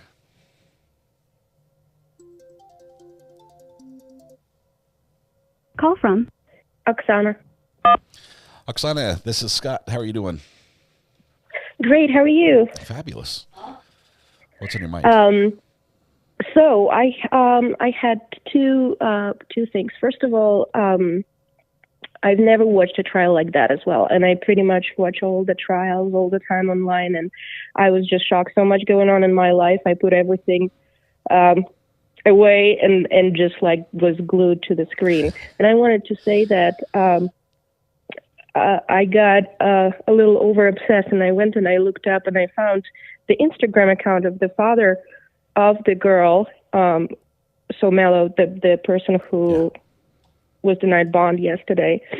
And his Instagram account, and it's definitely his because it's been going on for a few years, is just all him taking pictures of different ladies and stuff like that, in swimsuits and whatnot. And I'm just thinking that it's very possible that he made up the part about the mother, but it's also possible that the girl did complain about something, because it sounds like the boyfriend, the fiance, was indeed doing something wrong. But I think he sort of started to say things to Zach about the mother, and it's very possible that the father is very smart and somehow knew how to touch the right notes with Zach in order to push him to do that. And we can never say anything, of course, until we know about all the evidence that they have against the fiance and the mother. But it seems to me like that the father of the girl was a little bit too. I don't want to see the evidence, obviously. That's one trial that's not going to be broadcast. But at least, the evidence. Well, at least if we hear that there is indeed evidence. The police, they realized they made the arrest when they were clearing him as a suspect in Christina's murder. That's how they found this. And it was like an immediate, oh man, we've got your phone. We were trying to clear you to make sure you weren't, at the scene at the time. And this turned up. And so, it's not good. I would say it's from some pretty strong evidence against him, but he hasn't had his day in court yet. And so he does deserve that right. Absolutely. But if you just, I think that Instagram account is still up. So if you look, it's just like pretty much every picture is of some lady. And then, I don't know, it's just weird, very weird account.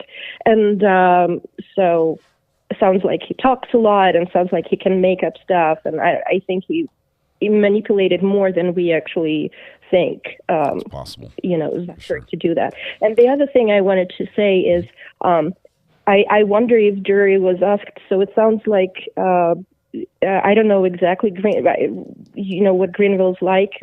Sounds like very nice town and everything, but I'm not sure how many people live in there or anything. But if Zach did played, on the street, like somewhere in the center, a few times a week, it's very possible that many people ran into him, or it's very possible that the jury have someone who actually ran into him or something like that. And I wonder how that will influence jury as well. So, yeah, the Greenville, South Carolina has about 73,000 people in it, based on my instant Google check.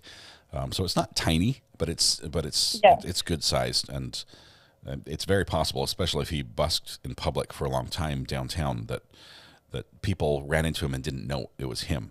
And I raised that the other day. What if the jury, after he says, yeah, this is what I did, I'd go down in front of, and he said, I'd be in front of this building, I'd be there and I'd play, I'd bring my keyboard. I wonder if he is connecting with people and like, oh, I heard him. That was beautiful. Yeah. That was wonderful music. I stopped. I remember I stopped and I was late back to work because I wanted to hear the end of the sonata. Yeah. What if someone thinks like, oh, it was such a hard time for, it was 2020, such a hard time for everybody. And there he was just playing music for, I don't know. I mean, I don't think that should be I think that music doesn't get you out of murder. Okay. It's right. You've got to play really well, but still, no, it doesn't do that. Yes. Well, thanks for having me. We'll listen to my Rumble and everything. I love your Oksana, show. Thank you very much. Thanks for calling. We'll see you.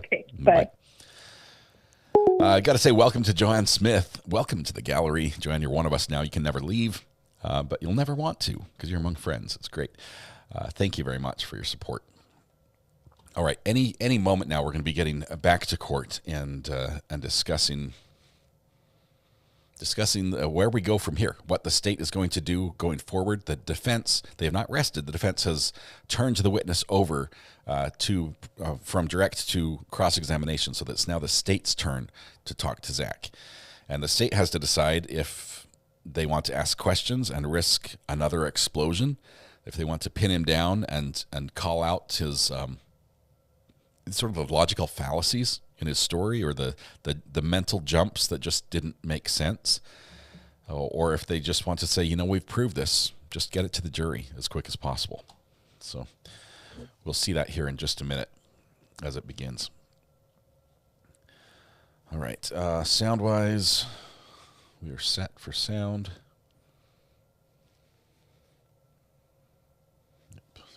Everything's good. We're all just waiting now. It's just we're in a holding pattern for just a minute.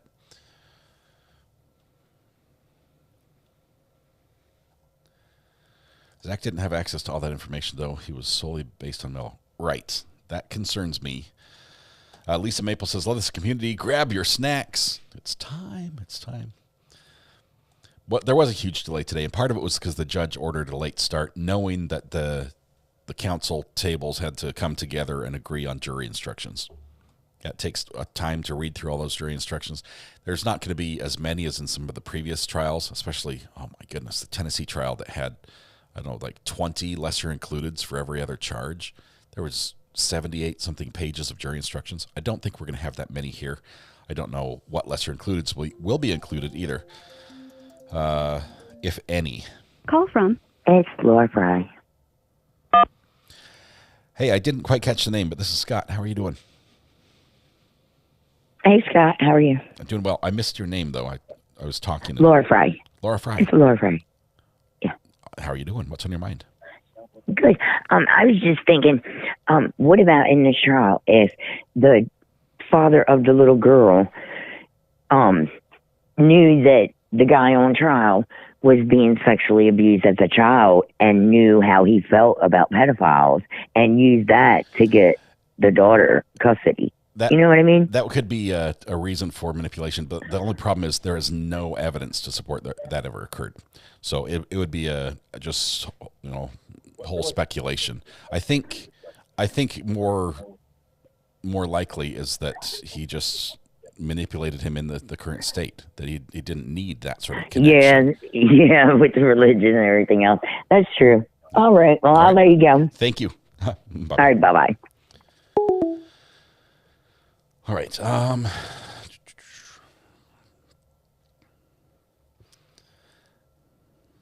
State can definitely bring up those scrambled texts and be like, so what was being said here? Don't see the word abuse anywhere. That might be one angle. I think, Mr. Ropatorso, that those conversation occurred almost entirely while he was in Italy, right? That here we go. We've got some action here. That when Mr. Mello and Zach were together in Italy, that happened in person. There is Zach, by the way. Here's our defendant. He was on the stand yesterday. He should still be on the stand today, where we left off once things start. And let's see if he does, in fact, take the stand. Waiting for audio. Good morning, good morning, good morning.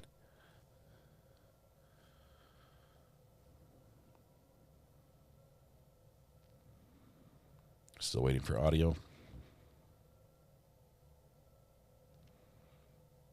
If the jury's not here, I think we would have seen people stand. I think the judge is just asking if everyone's ready to go forward and probably to bring the jury in right now. So, just starting, Jessica. Just starting. We are on a half hour delay, and so this began half an hour ago. Mr. Zach has now taken the stand again.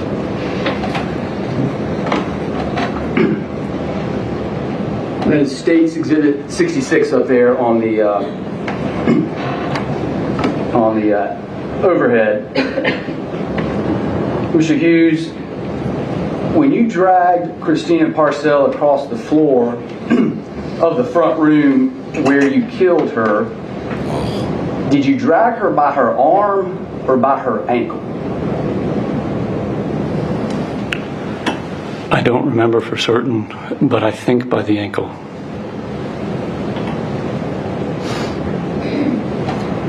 That's all the questions I need to ask this, Your Honor. Any limited redirect? No redirect, Your Honor.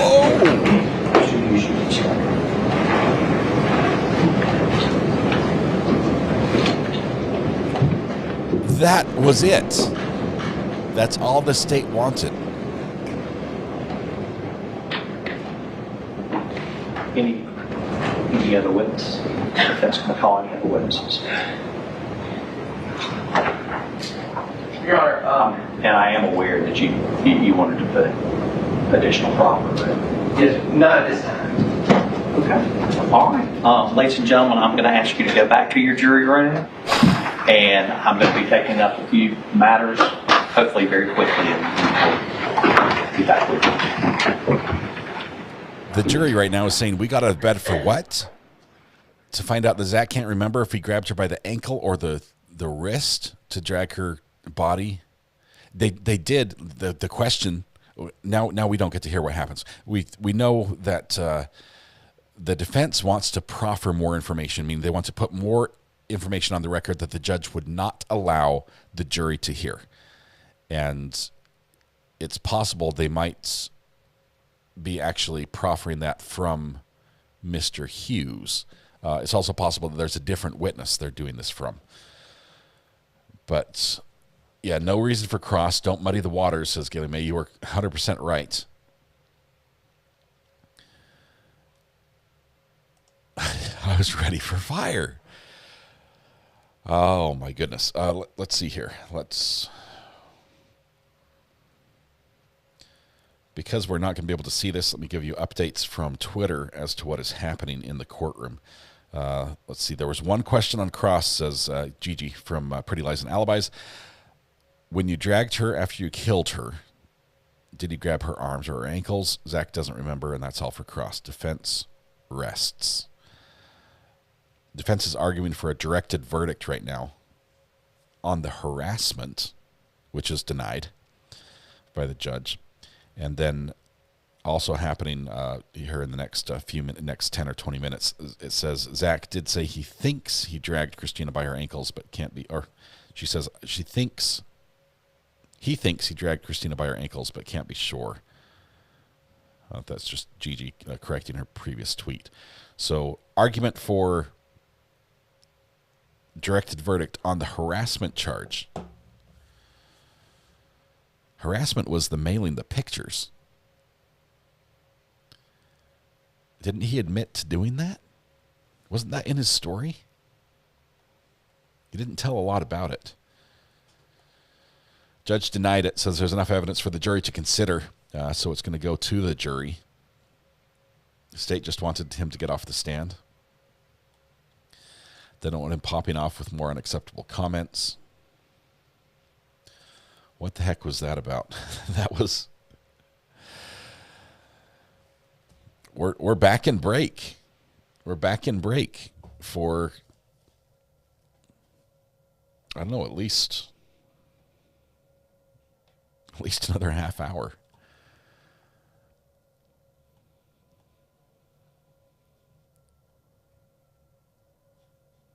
They just threw something out there to get rid of him. What's the strategy in asking one question? Call from Bap. Bap, how are you doing this morning? I'm good. I just wanted to say real quick, I think that that was probably the smartest thing that the state could have done, because had they gone on questioning him, it would have been on and on him, doing what he had done during his testimony about the stuff they aren't supposed to speak about. Yeah. I feel terrible for a couple people right now, but nobody in the courtroom. I feel terrible for all the people who called in sick today to watch the cross-examination, and we got nothing. Yeah. I was going to call in sick. No, this is what I do, but... Yeah, you can't call in sick. We're here. But the cross could have been really spicy, but a spicy cross is not what the state needed right now. They don't need to get more of the jury hearing his justification for what he did, in my opinion. I'm rethinking that question, and in the question they included an admission of guilt, right? Yeah. When you dragged her body after you killed her. Yeah. Was it with the ankles or wrists? It's basically just readmit one more time to the jury that you in fact killed her. It then it's like, matter. Okay, bye. The ankle or wrist doesn't matter. It's just the one more time the jury has to hear, in fact, that you did kill Christina. And that's all we need. I think. Yeah. And then they had a picture of her up on the screen. I did not see that. But, I think they were showing it to us. The crime scene? Yeah, of her body. Yeah. But that's what showed on. I was looking at Jennifer Wood Twitter. I think that's whose Twitter I'm looking at. Yeah. And they said on theirs where they said that they had a picture of her in the crime scene while they asked him that question. So I guess they just wanted to place all three things together, you know? Yeah. Let's see. Let me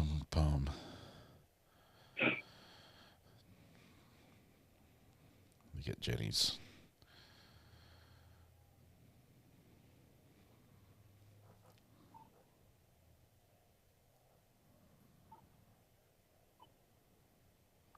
All right. It makes me think a little bit, talking about the crime scene. Somebody earlier asked the question about the rose petals and did he spread them because they wouldn't just fall off. I think the roses were dying. That's possible. I think they hadn't been watered. I think they were on their last day, so to speak. So, from his description, they were struggling as he showed her the flowers or whatever. So it could have also just been in the fight between the two of them that those rose petals got scattered everywhere. Yeah. Because it wasn't like they were gently laid down or just gently fell out of his hand. They were in a life or death battle. Yep.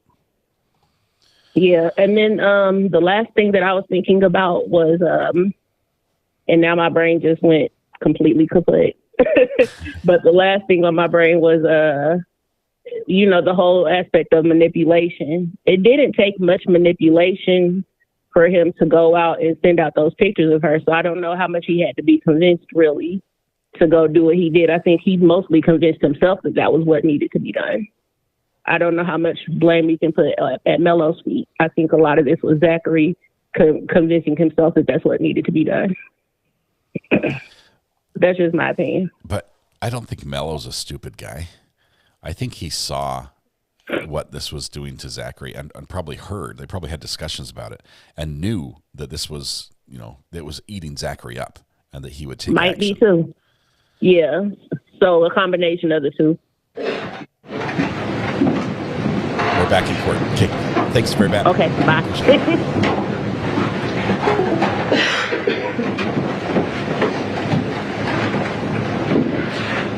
Welcome back. Just be patient and understand there are procedures that have to go in, and I'm sorry that I have to send y'all in and out, okay? All right, anything further? Nothing further, the defense rests. Defense rest.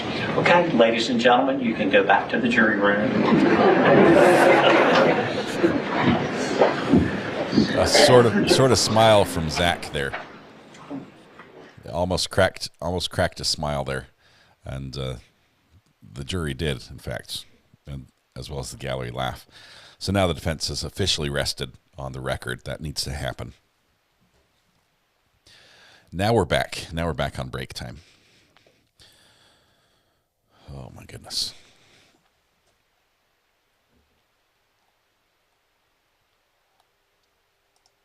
Let's see. Dragged her, then killed her. Killed her, then dragged her, I think, was the order it happened. Hey, Amber, good morning. How are you doing? Whoa, Amber. Whew. Amber, that didn't work well. Let's have to try that again. Is it normal to rest before cross? No. They did have cross. They had one question. Amber. Hi, sorry, that was really weird. I'm not sure why that happened. Did you pay your phone bill? So, yes. Okay. What's happening? Can you take me offline real quick, please? Yeah, hold on a second. Hold, please. Wait, I need some music. How about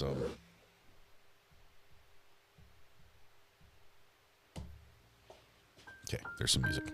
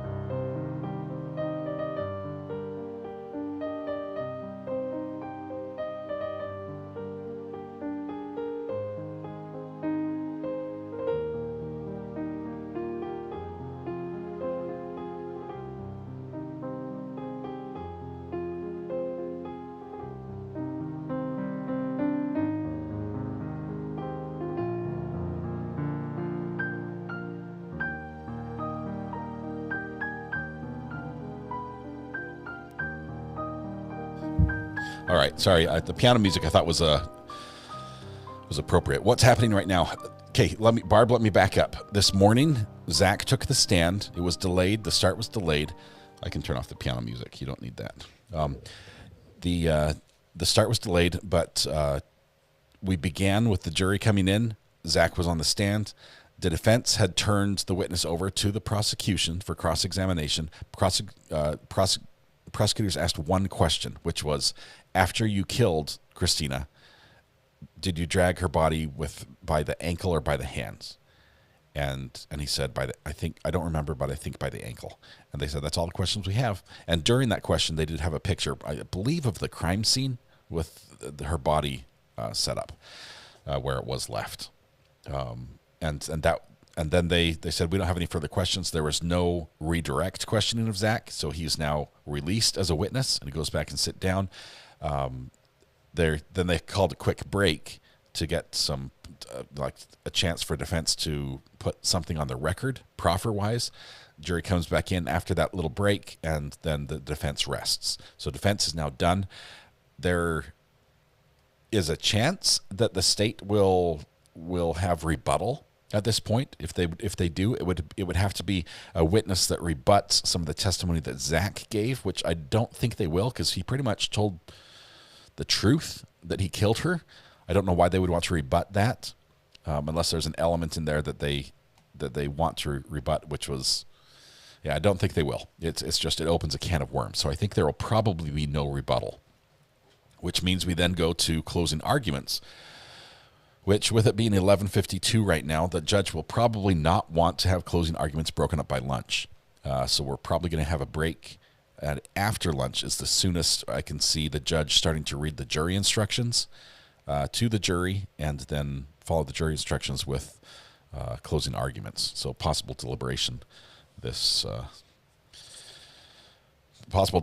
here this evening. So once again, podcast Thursday becomes deliberation time. You'll need courtroom yoga yet next. I've got a courtroom yoga song that we wrote that we could share, but all right. So are we having lunch now? We're going to wait for a minute. I'm going to keep an eye on Twitter, as we've got people in court that are providing a great commentary on what happens. Looks like lunch, we're on break until 1:30 Eastern time, which means 2 o'clock start time for us. That's a 2-hour break. That's a long break. Hang on, got a quick call from Fractured. Hey, Fractured, this is Scott. How are you doing? Hi, how are you? Doing well. So I messaged earlier about wanting to share a unique perspective, and it was just something that I hadn't seen anyone else say yet. And it was that, so correct me if I'm wrong, I'm going to ask a question first. Yeah. He said that he planned this for like a month, right? I think it was like a month and a half before that he bought the gun and the knife. So yeah, it's been in the planning works at least for that time. I would say even longer, from the summer, early summer. Okay, so the reason why that, I'm on a full-on convict him, send him away for the rest of his whatever, because of that alone. Because if he spent a month planning to unalive this woman or whatever, he could have spent that month and a half, figuring out a way to get the evidence that he needed to prove his theory. Figure out a way to hack into a phone or steal the phone, steal Mr. Mello, or not Mr. Mello, sorry, the boyfriend's phone. He could have went about it a whole different way to get I completely understand the feeling like nobody listens, right? I get it. But and the reason why I said I had a unique perspective on this is because I had a personal friend that we suspected was doing this exact type of thing, and we stole his phone. And that's what we did. We took the phone, and then we found what we found, and then we took that to the police and went about it that whole way because that's how you do things. You don't unalive people. Like, if he's saying that the police wouldn't listen, here in Canada we have Children's Aid, or CAS. Over there it's whatever DCF abbreviations are. Yeah. If he's saying that nobody else, nobody would listen, then you get the evidence, like whatever you need. If you, and like, maybe laws work different in the U.S. than it does in Canada, but when we stole the phone and we found what we found and we brought it to the police, he went to jail. Like, everything that should happen happened, because we brought forth the evidence that proved, and then because they had that evidence, they were able to go, get a search warrant and execute that search warrant and find so much more than what we had given them. And this brings up a moral dilemma, right? Because I'm willing to bet that you didn't get charged for stealing this phone, right? The police didn't arrest you, and he didn't press charges against you for stealing this phone. Right. It's still wrong. It's still wrong to steal the phone, but that's the sort of wrong that can be righted, right? A phone can be returned. Right. A life can't be restored. Exactly. In the big scope of things, police do have discretion on charging. And I can see why they would definitely not want to charge you as, like, look what I'm bringing you, okay? I had to speed to get it here, or I had to steal the phone to get you this. They couldn't steal the phone. As a matter of fact, if they just took it and said, hey, we want to see if there's anything bad on the phone, that it wouldn't even be allowed in court. You stealing the phone and giving it to them made it so it was allowed in court. But on a purely moral level, the stealing was wrong. Right. So this is a dilemma. This is a dilemma. Right. Okay. So I think when, so if we take him at face value and, accept everything that he presents about his upbringing and yada, yada, I'm not an overly religious person, but if I had to go to God and ask for his forgiveness for stealing a phone, or go to God and ask him for his forgiveness for unaliving a human, I want to ask him to forgive me for stealing a phone. It seems like an easier ask, right? Right. Not only that, if I have to go before a judge and ask forgiveness for something, again, I want forgiveness for stealing the phone. But guess what? When everything else comes out in the wash, the judge is probably thanking me for stealing the phone. Yeah, you're the hero because of the story. I'm removing.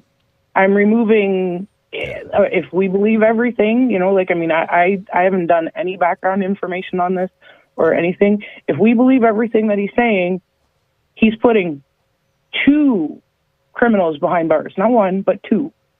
So the judge is going to thank him for that. He's not going to be like, let me throw the book at you for this misdemeanor phone theft. Yeah.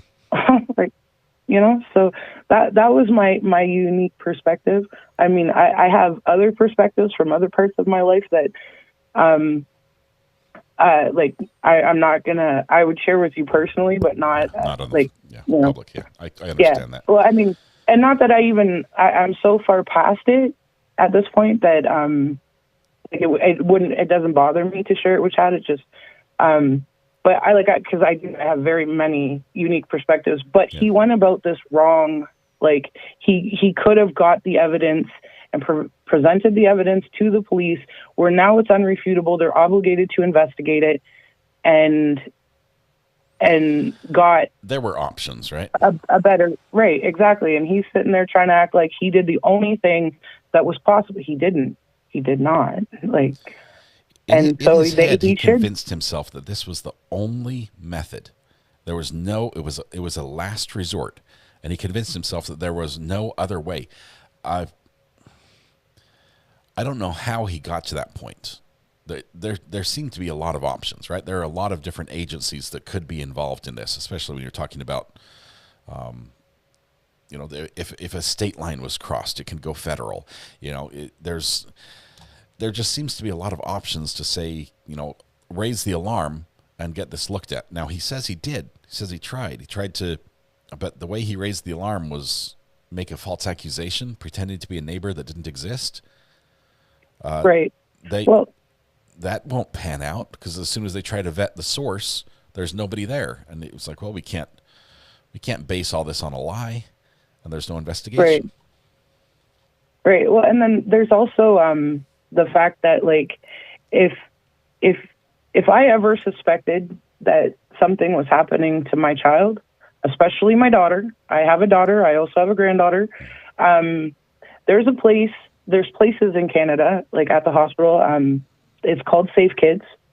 And if you suspect that something like this is happening to your child, you can bring them there, and specially trained doctors can screen your children. I mean, like, yes, ERs do it and all of that, whatever, but Safe Kids just for that. Yeah. It's specifically for that. It is very discreet. They can screen children like right from infancy. God forbid that's your concern. But I mean, I'm sure that the states have the same type of things, and that's a whole other road he could have took. Like, it brought her to the doctor. We're suspecting that this is happening, and we need to have her screened for this. I mean, because it's not even just doctors that can check her physically. It's also psychiatrists, psychologists, whoever does it, that could have like questioned her there were options. He did, and exactly, for multiple him to go other straight options. to murder as the only solution. I don't think the jury's going to buy that. I don't think so, and I don't think the jury can. You're going to hear when the judge reads the instructions. First of all, he's going to be very clear, and the law in South Carolina says certain things have to exist for you to be able to claim in defense of others, and the judge is going to spell it out that wasn't there. That if that element is not there, you cannot find that this was in defense of others. There's no immediacy. There's no urgent need right then. Otherwise, I mean, he could have called the police and said, "Hey, I think this is going to happen today." And I have reason to believe, I've been told this. The police can act on that. I mean, I've had cops knock on my door because somebody decided to play a prank and be like, "Hey, we're worried about you. It's 2:00 in the morning." I'm like, "Well, you should be worried about me. I'm not getting enough sleep because you guys are waking me up. But other than that, I have no idea why you're here. We got a call from California." Are you sure? It's like, are you sure it wasn't my toddler? I don't know anybody in California, so it's funny.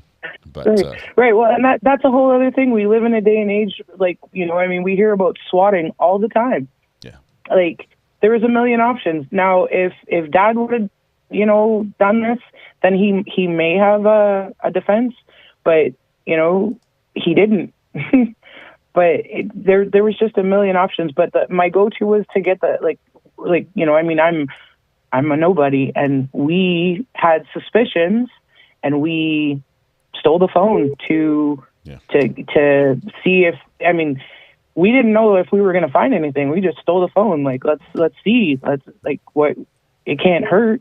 Yeah. And unfortunately, all of our suspicions were confirmed. And then we were talking about people, a person I grew up with, like, known my entire existence. And I didn't bat an eye or lose a night's worth of sleep of putting them in jail in a heartbeat, because that's not what we do around here.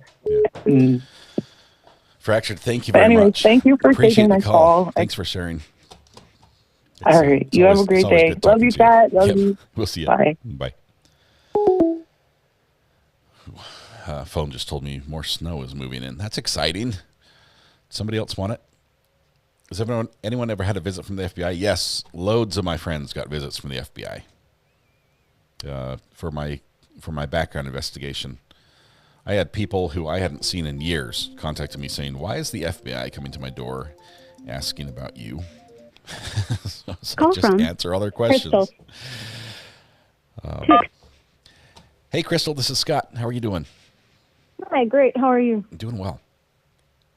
So I just want to be a little bit of devil's advocate. Everybody says, why didn't he, just gather this evidence and go to the police with it and whatnot?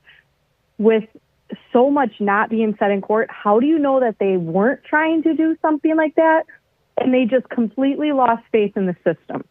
Absolutely 100% lost faith in the system. I've been through CPS before. Do you know the routes that we had to go to get me into CPS away from a concerning home environment with a mother, and then later on with a father. I mean, you got to think of it that way too.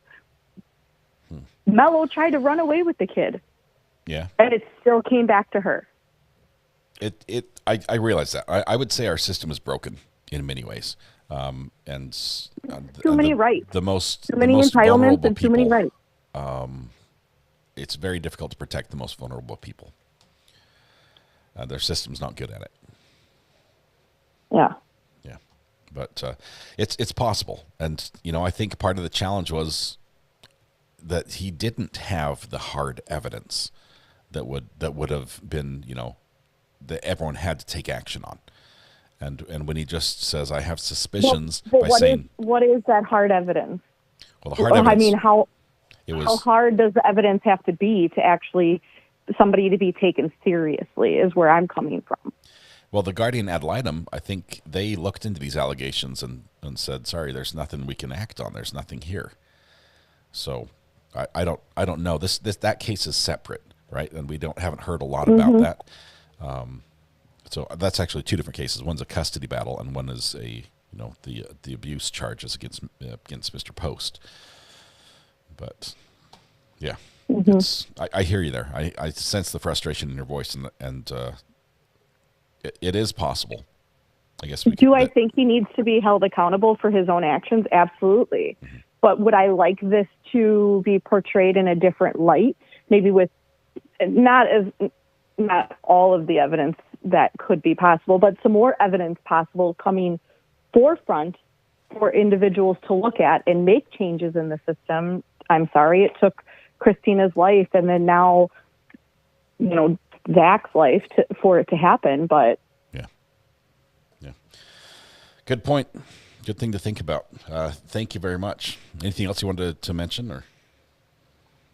Nope. I just appreciate you. And one of my most favorite times is when your lovely wife comes on and gives her, few cents, which is worth more than just a few cents. But I appreciate that. She is amazing. I married up. I'm forever grateful. So thank you very much. Thanks, Scott. Take All care. Right, we'll see you. Bye. Let's see. Let's see. Mello was willing to pay $10K to off his ex, but wouldn't spend a cent to get her into therapy with a mandatory reporter. I know it's hard. It's hard to force somebody to do something they don't want to do, and I don't think Christina would have signed up for that if Mello was paying for it.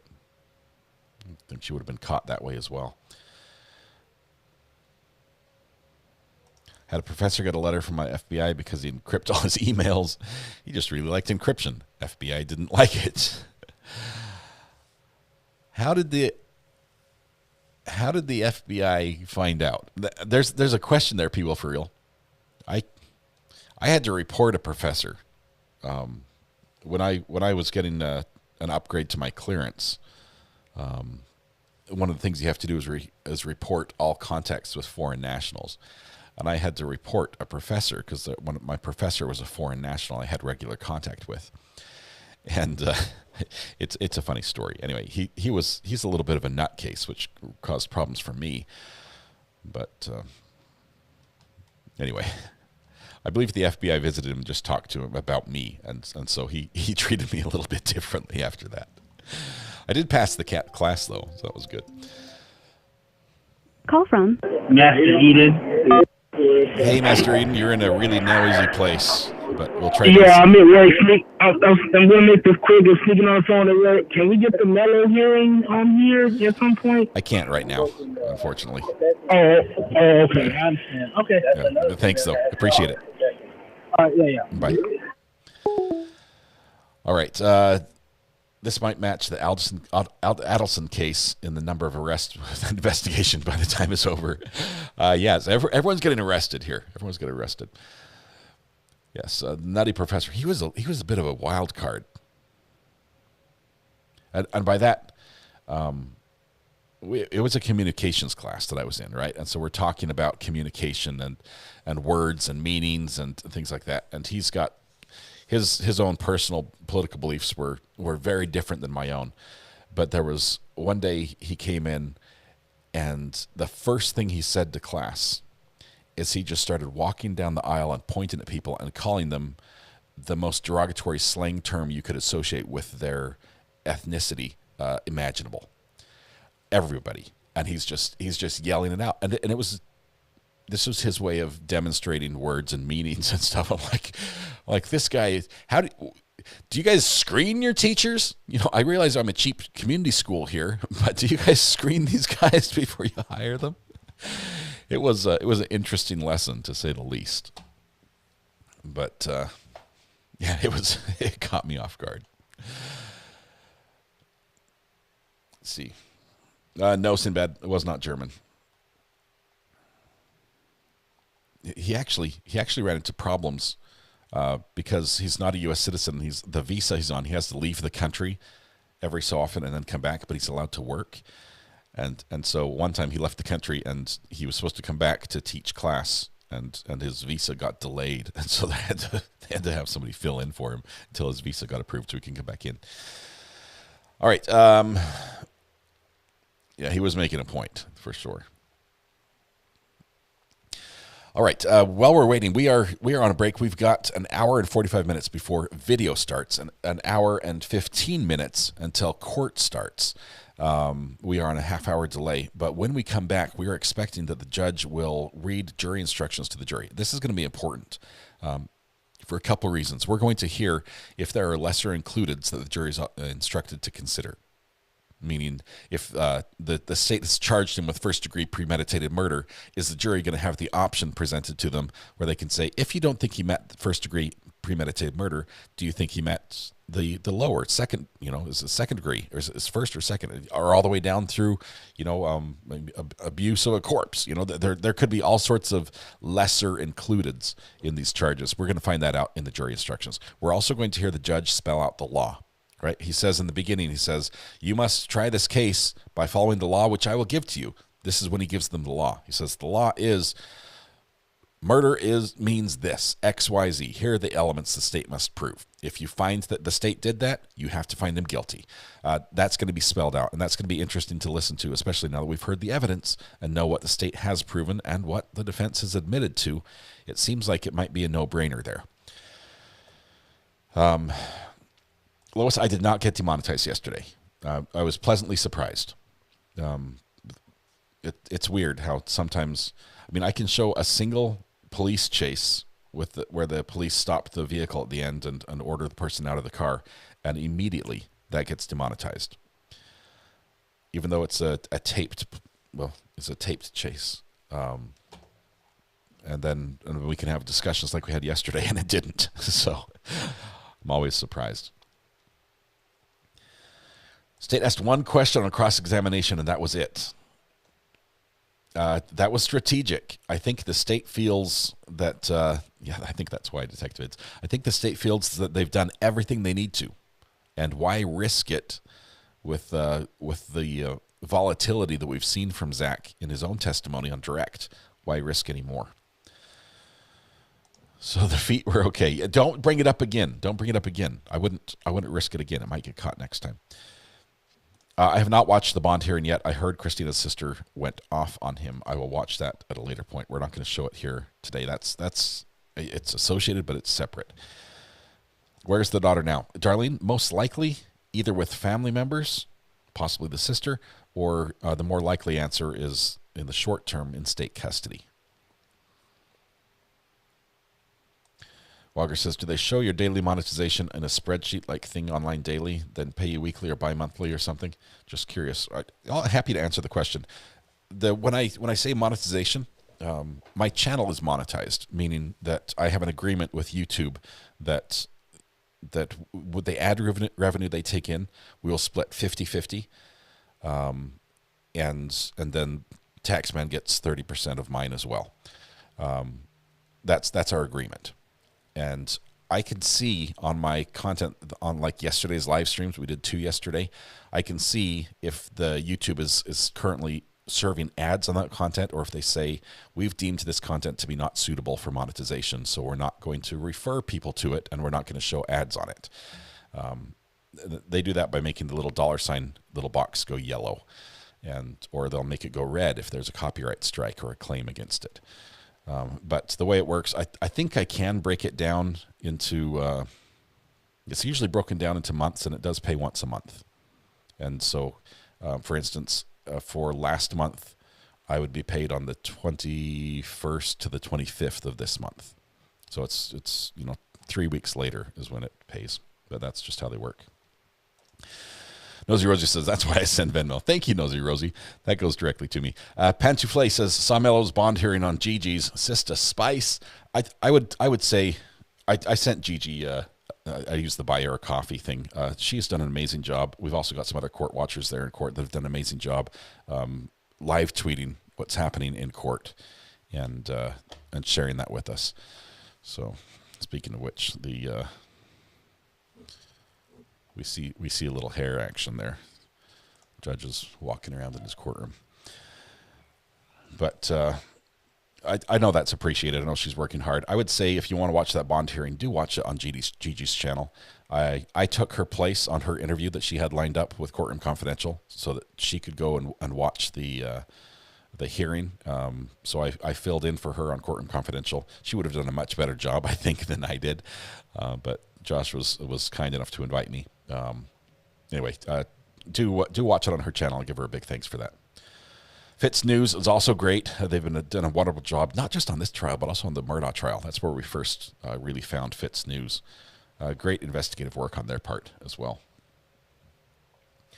Amber Fox, welcome. Thank you. I love that you're here. You're among friends now. You can never leave. It's like Hotel California. Alyssa says, sorry if this has been asked and answered, but do you have a preference which site we buy RA merch? No. Whichever one you like would be wonderful. I'm terrible at merch. I know the mugs that I sell, like the red and the blue and the black and the different colored mugs that I sell. I think I lose 10 cents per sale on that because I'm terrible at doing merch. But I haven't changed it. I don't even know how to change the prices on that. But I try to keep things both high quality and reasonably priced, and I'm terrible at making new items. But we do have a few things out there. We do have stickers and magnets through Sticker Mule, which if you like a little 3x3 sticker, you can buy a pack of 10. Or if you'd like one for free, just send me a self-addressed stamped envelope, and I'll cover the cost of the sticker and mail one out to you. Let's see. Here is Gigi with Pretty Lies and Alibis. She's done a great job on this case.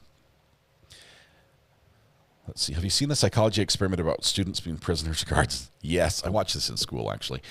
It's interesting to see how power can corrupt. That is a scary experiment. It's scary to see how far they were able to go and how extreme that went and how quickly it did as well. Thank you, Samantha. There's the link for the stickers. I think you can get some shirts there as well. Everything just with this logo.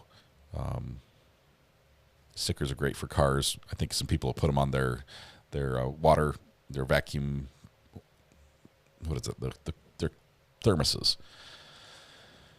But Recovery Addict isn't good at mathing. Maybe Mrs. R.A. can take it over for you. She doesn't want to do it either. But Daryl Brooks now wants to represent himself in his appeals. There's another great idea. He hasn't had very many good ones, and that's a terrible one as well.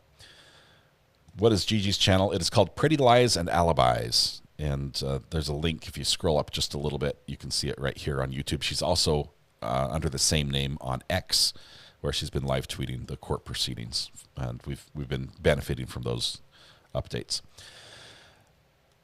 All right. JT says, Zach was wrong. He'll go to jail, but I don't hate him. Actually, I'll put money on his books. Well, that's one way you can show support. There's a good chance that some of the money on his books might go to victims. I don't think they can take all the money and earnings that an inmate gets, but a portion of that might be paid out in fines and compensation. All right. Closing arguments then. Laurie, probably jury instructions first, which will be, I don't know, maybe half an hour of jury instructions for the charges. Depends on how many lesser includeds there are. After that, I mean, I'd say 20 minutes to half an hour. After that would be closing arguments. Usually the state goes first, then defense, and then state has like a little rebuttal closing, and then we go to deliberation. Let's see.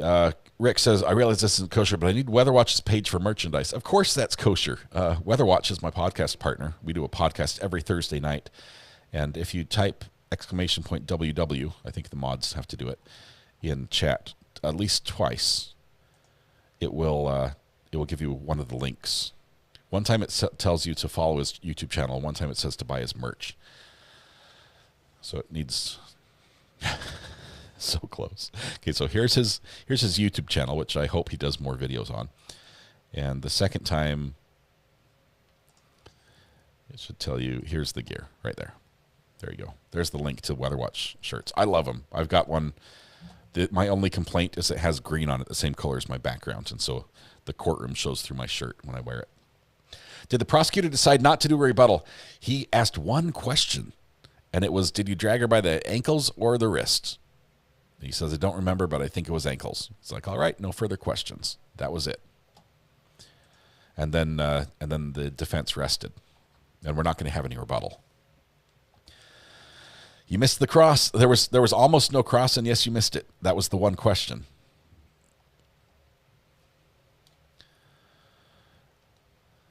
So we are on break for an hour and 40 minutes now. So we are going to take a lunch break as well. I'm going to build a when the time is right, I'll build the new stream, and we can portal over to that because the closings will be good.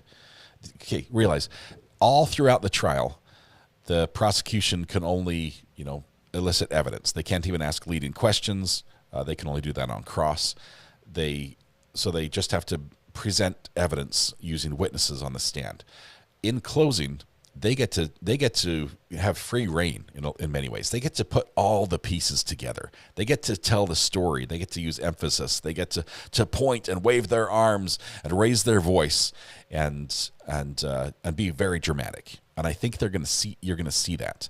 But you're also going to see, I think, a very, very confident prosecutor who says, we had one job and we nailed it. Now go find him guilty. So that's going to be really cool. How can you find out who subscribes to your channel? Laura, if you have on the function that allows people to see if you subscribe, I do have a bot that will post your name on here, and it will say, thank you, so-and-so admitted to being an addict. Please welcome them. Most people have that turned off, but so if somebody hasn't subscribed and they click the subscribe button, like right here, Adam does this as well. The last person to subscribe was Charvi. Welcome. But I can't see a list of all my subscribers. I wish I could.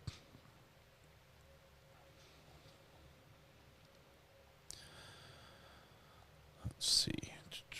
I hope closing takes 6 hours to compensate for all the break time. This jury has got they've been training for a marathon in this court case, in and out and in and out. The jury will catch on to the fact that the prosecution took the easy way out with no cross. I think they know, they can see why when Zach has.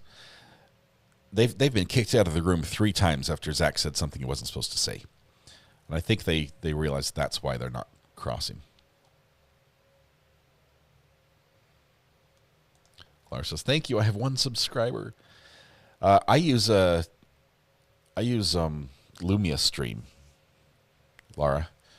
It's not expensive. I think I pay $4.99 a month for it, but it does all of my responses. So everything that uses an exclamation point and a command on my channel is run through Lumia Stream. And it basically just monitors chat and then runs a program and then inputs and output. Yeah.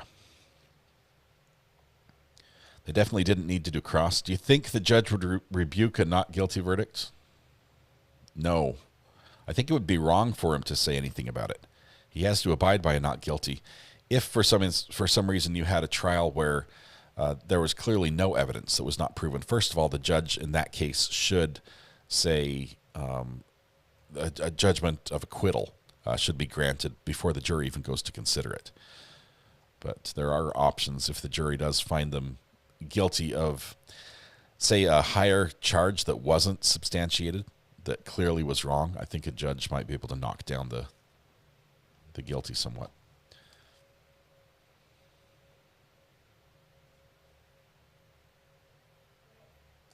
Steph, I don't think that will change the verdict. I think even if one juror brings it up, it would be right for the other jurors to mention it to the judge, to the bailiff, and say, hey, they're talking about the thing you told us not to talk about. And that would be a mistrial. So you're saying we're being monitored. Aren't we all? Yes. The Stanford experiment, that's the video we were talking about of the, giving people power, making some people prisoners and some people jailers, and how that devolved into chaos.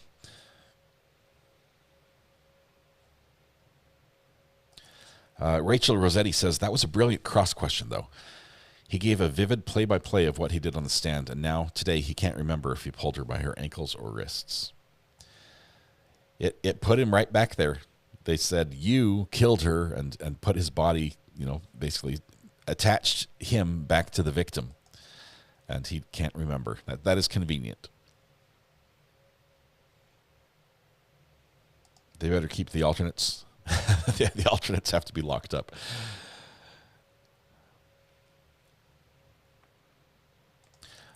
Jenny says there's confusion about some in the defense of others. Jenny, it's easiest, I think, to explain the in defense of others if you change that to in defense of self. When is it okay to defend yourself, right? And the answer would be anytime there's an immediate threat that's attacking you when you didn't do anything wrong to deserve it, right? If I go out and I pick a fight with 10 people at once, I just walk by and slap all of them, and then one of them comes back and punch me, I can't shoot the guy and say, hey, you can't punch me. I have lost that right when I slapped him, okay? But if I'm just walking along and the guy comes up to punch me, I have the right to defend myself. And if I'm fearful for my life, depending on the situation, in some states, I would have the right to use deadly force to defend myself if I feared, grievous bodily harm or death, and that was a reasonable fear. Now take that one step out and say somebody else has to be observing that. So say a child walks by and is doing nothing, and somebody's like, I'm going to beat the crap out of this kid, and you're like, that kid's going to die. If I don't step in, there's an immediate need for me to intervene and prevent this injury and or death. Then you have that same protection you would if it were you with that same fear. Then it would apply. You can't say, you know what? There's a good chance that tomorrow a kid's going to be walking down this street, and this guy who eats lunch outside this bar every day and is loudmouth is probably going to punch the kid and hurt him. So I'm just going to shoot him now and prevent that injury. There's no immediacy. You don't have the ability to do that. And I think that's what the state's going to say. It's like there wasn't a need right then because of this. There was no one else there. Nosy Rosie says, can you please see my question above? Did I miss it? I will look. I'll try to find it.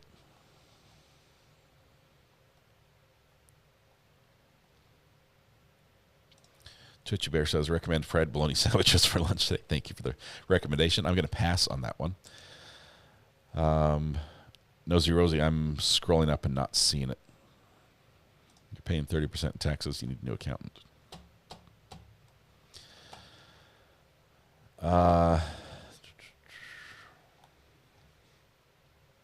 Nosy Rosie, I don't see it. If you can see it, just retype it, and then I wouldn't have to scroll up. That would help. Then it gets really complex when the person doing the defending is incorrect with their assumptions, but reasonable in their error. That's the risk they take. Yeah, you might be wrong, and it might just be a perspective issue. From my vantage point, it looked like someone vulnerable was being attacked. You have questions? Just one? Do you want to get on the mic? Oh, grab me the headphones and I'll plug you in. Mrs. R.A. is here to set me straight. No? No, she says no. All right, you can take this one.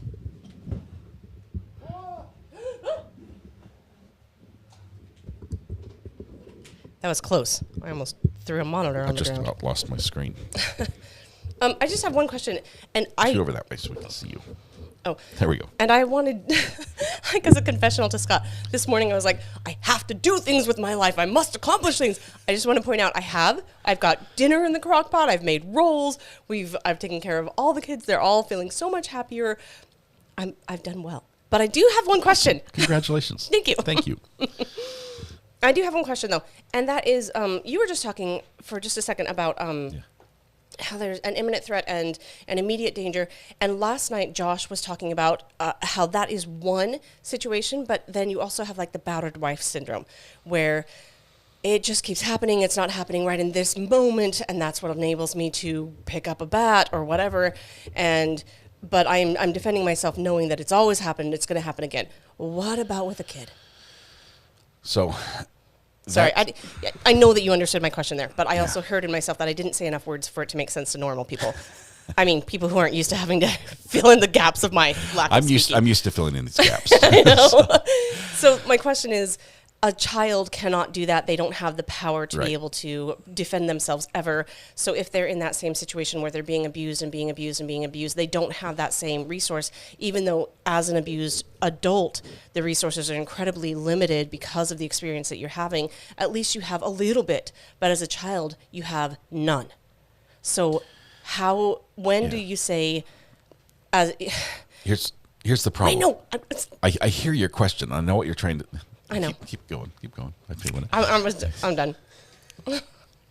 Keep dancing while I answer. On camera? Yeah, Oh. yeah, we're watching. Okay. That's why he knows what I'm saying. I just do the dance, and he's like, "Oh, okay." That's like watching a bee. I see the wiggles. Okay, yeah. I think the problem is the law doesn't account for that. I think we don't have laws that can take that in, and I don't know how to make the law. I don't know how you would craft a law that would go to that depth and say, in this scenario, there's an exception because that's a very advanced and a very intricate law that would be difficult to apply and very, very hard to use in defense or to prosecute. I don't know how you could do that. We have to just do what we have now and say, look, murder is bad. And unless you have to do it, the answer is no. But for the child, obviously, it's an easy question for the child because you might have. We've had stories of kids who are kidnapped and kept in literally as prisoners for a long time. I mean, some of them for months and sometimes longer. In that situation, I think anytime they had the opportunity, even if there was no immediate threat, if they were able to kill their attacker, it would be justified. 100%. I would argue. What's the difference? Like we're just saying because one person picks you up out of your home and takes you somewhere else and is horrible to you there, then it's okay. But if you're in your own home being victimized by people that live with you, then it's not okay. Like that feels like, well, that's the same crime. The problem is the knowledge of what's happening. From the child? I don't know. I think there has to be knowledge. I don't think Zach had that knowledge. I think he had suspicions, but all he knew is he had seen her when he played the piano beforehand, and then he saw her over FaceTime while they were doing a FaceTime chat with parents, and he said the light was gone from her eyes. That's the evidence he had. Right. And yeah, that might be a red flag. That might be hey, there's a problem here. But he used that and Mr. Mello's accusations to justify murder, and I don't think that stands up to defense. Even if it comes out that it was right, and it was right. We don't know. Right. He hasn't had his day in court, so we can't say he's guilty. I can just say the police took his phone and immediately arrested him. That looks bad. Yeah, it's not good for him. But people have been arrested and then let go. Yeah. Yeah. And on technicalities, on a million other reasons. Iris, thank you very much. We love our Mrs. R.A. I will share you briefly in this setting. Other than that, she's mine. Hands off. I'm mine. Let's see. I've got a call coming in. Do you want to take a call? Yeah, maybe they have an answer because I feel dissatisfied. Nosy Rosie. Hey, Nosy Rosie, I could not find your question. Thanks for calling in. What's You did the right thing. Yes. Call in. Get the question in. Thank you, Mrs. R.A. And I called in because Adam was trying to throw shade that you were ignoring me, but I know that's not true. I By didn't the see way, Adam because I was ignoring him. good. Sorry, Hello, everyone. My question was, if, let's just say that the jury did find sympathy in what Zach did and found him not guilty, let's just pretend. And then later on we found out that there was jury misconduct. At that point, would double jeopardy attach? By jury misconduct, you mean, did you guys talk about the stuff I specifically told you not to talk about? That, or just saying, he deserved it, and, she deserved it, and we're going to just be like, he did. Because, there's people that, you always hear people say, if I knew somebody would do this, I would unalive them. But how many people actually do it? Hopefully not Zach many. did it. Zach did it. Exactly, not many, but Zach did it. And so, what if somebody says, he was justified, even though, whatever. Would double jeopardy attach? This is why we have high-paid lawyers, because these are complex situations. The rights we have that are enshrined in the Constitution, at that high level, that are recognized across the nation, those are pretty heavy. Those are pretty heavy, and to void those rights, especially double jeopardy, no person should stand trial for twice for the same crime. It's going to take a lot, and it would take a pretty thorough analysis and a very sound finding by judges and probably appellate judges to make that call. I don't know. And I mean, what would they find? Because the two examples we came up with was you talked about stuff I told you not to, and you saying that they looked at it and said, I'm just going to overthrow the law, or in this case, there's an exception to a law. They can do that. Jury nullification is legal. I know they don't like it. Yeah, and look at this. Our system is designed with the idea that it's better that a guilty person goes free than an innocent person gets incarcerated. So it's probably going to be like, look, the state messed up. This guy won this time. It happens. I think it would be double jeopardy applies. You can't charge him again. Yeah. I don't know legally what it would be, but I think that's what it should be. We got to protect people even when I don't want this guy on the streets. I do think it's likely that he'll do it again. But you can't. Yeah, it's very interesting. I mean, it's very interesting considering, just a side example of, what's going on with Karen Reed, where the Supreme Court in Massachusetts said, well, this is what the law is, and we're not even going to allow you to bring in the jurors. So it's kind of like exactly what R.A. said, that the laws are in place, and it would take a lot. But I was just wondering if in this particular case that, if the jury just finds him not guilty, and I don't know. So anyways, It was good to talk to you. Hello, Mrs. R.A. Hi. Thanks, everyone. That's you, a R.A. Take fascinating care. question. Yeah, it's it brings up the question that everyone else is asking about jury nullification as well. Get into that, where the jury knows that by the law the defendant is guilty, and they vote not guilty. Yeah, because they say that's a bad law. Yeah. All right. Well, you all have a great day. It was good talking to you, and I will get back into chat. Take care. Awesome. Thanks, Nosy Rosie. Bye. Bye-bye. I think, from every time they... gossip, rumor, and innuendo. To accept, press 1. To send a voicemail, press... Kathy, how are you doing? Hi. I'm good. I promise to be well behaved on your channel. That's the only thing I ask. I never make that promise. Fire away. Hi, Mrs. R.A. I'm so excited. I'm totally fangirling right now.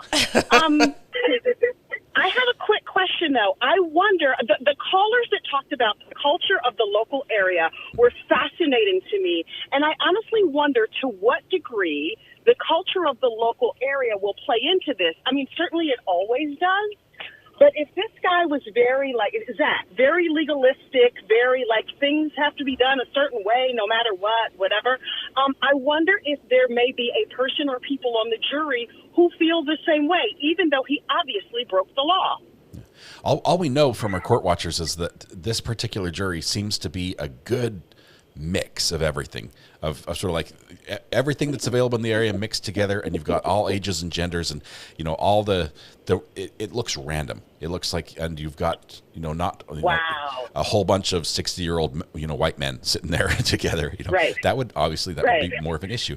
This is a mix. And you do have people, all the different generations and different walks of life and all that. So it'll be interesting to see how they come together, or if they're able to come together on this one. It's interesting. I mean, honestly, I trust this jury, and I feel like whatever their answer is, it will be right. Mm-hmm. Even if I happen to disagree with it, I think they'll get it right. But I will be fascinated to see, even though I think they should set Zach free. But that's just me. I'm a northern heathen, so what do I know? Kathy, we love it. So Scott always makes that sound like a joke, but I don't know you very well. Are you joking? No, No, I'm dead serious. I literally never said anything on my channel that I do not believe personally. Okay. I am from the north. I am a heathen, and I think Zach should be set free because he did the wrong thing for the right reason. Also, I kind of wouldn't want him to be my neighbor. Kathy, what I love about you is you say exactly what you're thinking, and I do believe you. Absolutely. I also know that there's a great deal of sarcasm and snark. Well, snark that's contained in your live streams and your morning videos, which is sometimes perfect.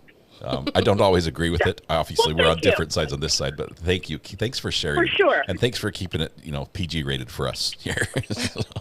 Thanks for taking my call. Thank you, Kathy. We'll see you. Bye. Bye. I do think that's really interesting that she feels like he's not guilty. Although he is guilty, like he did it, but it's okay because it needed to happen. What this does, it speaks to me. I'm like, there is a problem out there that we all recognize. Children should not be in this situation. There should be something that we can do to fix it right now. Yeah. And so we're all caught in this sort of teeth pulling us both directions. We're like, stop killing, but by the same token, man, we got to stop this as well. Call from AZDCS Oversight Group. AZDCS Oversight Group, one of the hardest names to say, but one of the greatest people. Welcome. How are you doing today? Hey, thank you. Hey, I'm going to tell you of a situation that happened here in Arizona that is kind of similar. Mm-hmm. A father went to the school, pick up his daughter. The daughter is crying in the car, saying, "I don't ever want to go back to school. They put me in a room with a man." Oh, so, yeah. Let's skip over the details because that is right. YouTube, but we understand. Oh, yeah. We can fill in the blank. Oh, yes. So the father, the next day, he live streamed on Facebook. He went to the school and he was like, "What happened? What happened?" And the school wouldn't really talk to him about anything. So it ended up that a DCS worker had come to the school, took the daughter into a room, closed the door, pulled the blinds.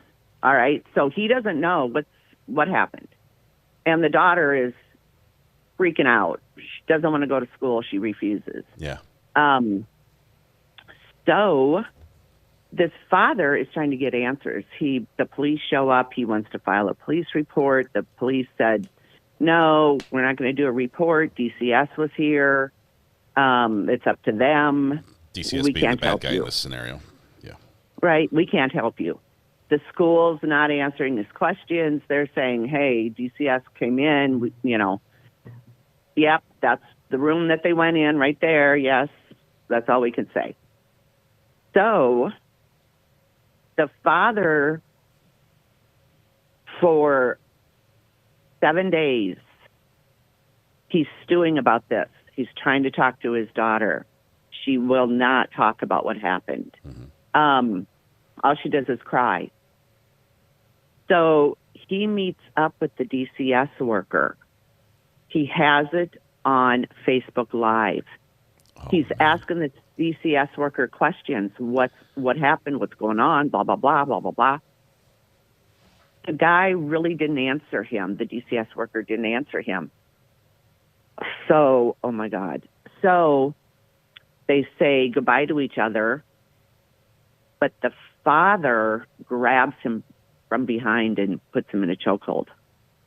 And he live streamed it. So the father is the hero in the story, but is probably the one that's facing charges, right? Facing charges. Attempted murder. Ooh, he didn't do it. Well, I mean, he didn't. He didn't murder the guy. Yeah. He did not murder the guy, but he put it out there on Facebook Live, right? So it's that kind of the that same. can go two ways, right? It's like the dash cam can catch the road rage driver that cuts you off, but if you jump out and beat the crap out of the road rage driver, it's going to be used against you in court, and it seems like that's. Yeah. I don't know. Yeah. It's that same area. What do you do when there's? I know which side I fall on. Yeah. Well, just don't live stream it. Right? Yeah. So, that way it's right. it's, exactly. He said. You she know, said. and then there's the situation where why did DCS? Why do they do that? Why do they go to the schools and take kids into? Oh, that's wrong. Rooms? That's wrong. I will tell you that's probably not just wrong. That's against their policy. Yeah, I'm sure it and is. That's probably they do it all the time. That's probably the way And that needs to be fought, because the outrage should be there and it should be community wide. There should never be a Right. time when there's it's one-on-one like that. But it is not against their policy. That's an issue too. So it's kind of the same as Zach being on the stand saying, "Yeah, I did it." And then here's the father that Facebook Lived and basically saying, "Look what I'm doing." Right. Yeah. I did this. Yeah. And yet but here's the reason why. Yeah, there's an inherent rage inside of each of us that says, "You did that to a kid." Okay. But they don't know. So this brings up, Barbara Farthing brings up this next case, which we're going to be watching here shortly. I don't remember what date it starts, but the sheriff that shot the judge. Oh yeah. Right. It's alleged. Right. Everything we can see is that the sheriff's daughter was, a victim potentially in this, and the judge either had knowledge of it or was involved directly, and you've got the sheriff who just takes action. This is going to be probably one of the best cases to really flesh out this law and this issue, because the immediacy was not there, but it was the moment he found out, right? And actually, that to me seems very different, because now what you're dealing with is the anger over what you did versus I must protect this child. Right. And the father in this situation, he took a week, trying to get information out of his daughter. But he took a week to stew about it. You know what I mean? And then it's going to be interesting to see how this spells out. Obviously, that situation in Arizona sounds tragic and terrible and infuriating. Yeah. Right. Because he probably, he did everything he could to get answers. Yep, you're up against this and huge the system monolith. doesn't allow that. Yeah. And I when do think. Go ahead, Mrs. R.A. Oh, I was just going to say, I do feel like that's what Zach was saying. The system won't get out of the way of justice. True. In Zach's case, I don't know. I don't know what. I don't know. Right. I'm getting him corrected, saying that please don't continue the rumor the daughter was involved. I'm just, what we knew when it happened was that he called his daughter or pulled up the sheriff's phone, called his daughter on the sheriff's phone, and then shot the sheriff. Is that not? So it's a presumption. That was the last we had. Right. The sheriff called using the judge's phone because she did not answer his phone. Nothing like what had been reported. And that happens sometimes too. Though you got to wait till it comes to court to be like, what's real? What actually happened? Sure. So what? And I mean, what this flipped? father, when he was at the school, he was like, you guys, how would you feel if somebody did, took your daughter into a room, closed the door, and she's here. You're supposed to protect her from that. And the school, I mean, they were like, yeah, the schools can't doing tell you CYA. anything. Oh, That's big it. time. Oh, They, boy. They have their interest first, and the students, second or third. Or 10th. AZ DCS Oversight, thank you very much for the call. Appreciate it. Hey, It's thank always you good guys to talk to very you. much. Thank you. We'll see you. All right. Bye. All right, so there's way more to the sheriff's story. We need to get caught up then. Yeah, and that's why you go to court to find out what's going on. Probably not as detailed as we're getting in this court case, though, that it is kind of like watching a movie to have somebody say, well, let me give you all the details. Like, wow. Interesting.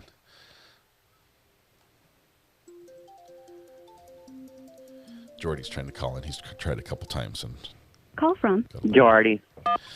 Jordy, long time no talk. It's been a whole day. How are you doing? How are you? It's me. Hi, I'm the problem. It's me. I know that song. Reminds me of the Chiefs for some reason. I wanted to call it. I thought Mrs. R.A. brought up a really good point, not the last caller, but the one before, where we're getting into, and that's kind of how I'm feeling about it. The protection really of the child, and it got me thinking. I really think the jury is going to go into this, and by all means, I am so glad to not be on this jury because this is a struggle. But I think really it's weird to say, but it becomes whose life is more important, I guess you'd say, because, you have a child that, again, kind of like I was saying yesterday, that can't really defend themselves and stop the action that maybe is not deadly, but I mean, But they have, really they have a right to mentally defend against, and I would say even using deadly force against. I think we have a duty to protect against that, but our hands are so tied, and I do not think that he chose, like he just went nuclear on it. I was like, I feel like maybe there were other things you could have done, but he felt like there was nothing else he could have done. Yeah, I think really what got the best of him is his own personal life experiences, and just seeing this connection. Now, I mean, of course, this is all allegedly, but seeing this connection between his sister and Christina. But again, I am so glad to not be on this jury. I wonder how this is going to go. I am usually not. I have zero confidence in how it's going to go. Either way, I don't know. The best I would come up with is a hung jury, and I just think that if you have people on this jury with kids that truly, well, I don't want to say every parent pretty much, their children are their whole lives, and just to imagine, even though the judge said, forget his comments, let's be real. Yeah, you right. could never forget. I mean, that is the unforgettable stuff. was still echoing with his shout when the judge is saying, "You didn't hear that." Yeah. Well, and the shout was, "Tell him to stop talking." I was like, "Oh, Yeah. buddy, you look like the guiltiest hand in the cookie jar ever." That was not well played. That drew even more attention to it. Yeah. That was a misstep on the prosecution's It galvanized that thought. In However, I think their pretty much lack of cross was a very smart strategic move, because what they're doing is they're just saving it all for argument and closing. That's all they're doing. when he can't they're just going to interject say, or blurt out anything. Oh, yeah. I bet you they're guys going are to right. say, yeah, they're going to tell the jury, ladies and gentlemen, he told you he's guilty. He told you he killed this woman. Do you think the state has to address that? And they probably won't do it in their first half, right? They'll do it in the second half, because defense attorneys are not allowed to bring up that topic, even though it's been blurted out in court. They can't say it. So the state gets up there in the first half. They say, we charged him with these crimes. Here are the elements of the crimes. Here's how we proved it, and he admitted it. Defense gets up and they say, but he had a reason. They can't say what it is. And then the state gets another bite of the apple, and without being able to be, spoken to again by the defense, they get up and say, it was not this reason, and here's why. Look at the harassment. Look at the stalking. Look at the premeditation. Look at all this. He had a month and a half to call the police. He had, and he didn't. He chose instead to go buy a knife and to go buy a gun and to go buy flowers and to stalk and figure out when they're going to be there and when they're not, and to plan the route and everything else. This is just murder and someone looking for an excuse. And I think the fiery part of the state will be part 2. Because if the state makes it part 1, then defense responds. Yeah. Okay, so then, Jordy... go ahead. I'll be honest. I don't even think the state even needs to bring up anything about the abuse. Because they may touch on it just to say, we're not here to decide that. And that's plain and simple. They have the easiest job in this closing, because they just have to tell this jury, this is not what you're here to decide. You're here to decide whether he's the murderer or not. And he told you he was. And I think that's really how it's going to be. To me, if I was the prosecutor, that's what I'd do. I'd keep it simple. But yeah, they can be fiery in their rebuttal closing, I guess you'd call it, because of course, the defense is going to bring that up. Yep. Good point, Jordy. We agree. It's going to be interesting. You're not only super smart, but you're super intuitive, because I was about to ask you that very question and you just answered it. It's like, good job. About what they would do? Yeah, I was going to ask you, hey, if you're up against that, that's the plan for the defense. Or that's the plan for the prosecution. How do you respond as a defense? Okay, so I guess that is a slightly different question.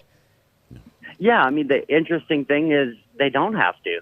I don't know if maybe this is the thing, though. Lawyers can get ahead of themselves, or they get too close to the case. I mean, you hear this from so many attorneys. They say that they get too close to the case and they just can't help themselves. Yeah. That's possible. The only thing the defense could do is basically go over and repeat what they said in their opening. And that was, but there was no malice. Without malice, you can't have first-degree murder. Our definition of malice, and they gave it, let me find what he said. This is a quote from Mr. Moyer on the defense. He says, we could have challenged the evidence. We could have brought in experts to attack the video enhancements the state did. We could have attacked the DNA. The guy on the bike, and this is not a quote, but he says the guy on the bike was huge. Zach was small. Defense then defines malice as, quote, the killing of a person without just cause or excuse. He says, Zach's going to testify because Zach has been waiting for this opportunity to tell a group of people like you what really happened, which is that he took the life of Christina Parcell. And crucially, he has been waiting and wanting to tell you why. The why is important because it goes to the heart of the matter, and that is malice. Malice is what makes a homicide a murder. The intentional doing of a wrongful act without just cause or excuse. You're going to hear that this was not done this was done for a just cause, and that's no malice, and that's not murder. That's how they ended their open. Okay. But let's just go with that. Let's say that, okay, we accept everything you've said, and we've listened to everything he said. Then isn't it just the next step down, the next lesser included? They're going for lesser included. All they're guilty doing, for that? when you confess to all the elements of the crime, all you can do is hope for a lesser included. But and that's what I said. Honestly, not guilty. If the state would have offered manslaughter, like I said yesterday, it would have been a good deal on both sides. We could have avoided the whole trial. In my opinion, this is just because if I was in Zach's position, I would much rather take manslaughter than first-degree murder. Because you're more than likely going to see the light of day again at the end of it, and you'll come out of prison eventually. However, excuse me. Don't die on us, I don't Jordy. know how that... Jordy, not live on the air, buddy. I'm too excited. Hang in there, man. We'll send help. I wish I could be a fly on the wall during these deliberations. Yes. It'll be really interesting to see the defense's closing. That's what I'm more interested in, because I don't know. They're just going to have to, really walk in this fine line and needle it through really perfectly throughout their closing. And it'll be interesting if there's going to be objections. Of course, all of those things. But I'm interested to see how they justify it. Of course, they're going to really have to play on emotions and personal morals. I mean, all they need is one juror on that jury to connect with, and and the that can hang the jury. conflict of just an awareness that he shouldn't have done this, but what was going to happen to Ada if he didn't? And we don't like to talk about that because we don't like the reality we live in. Because I mean, I don't.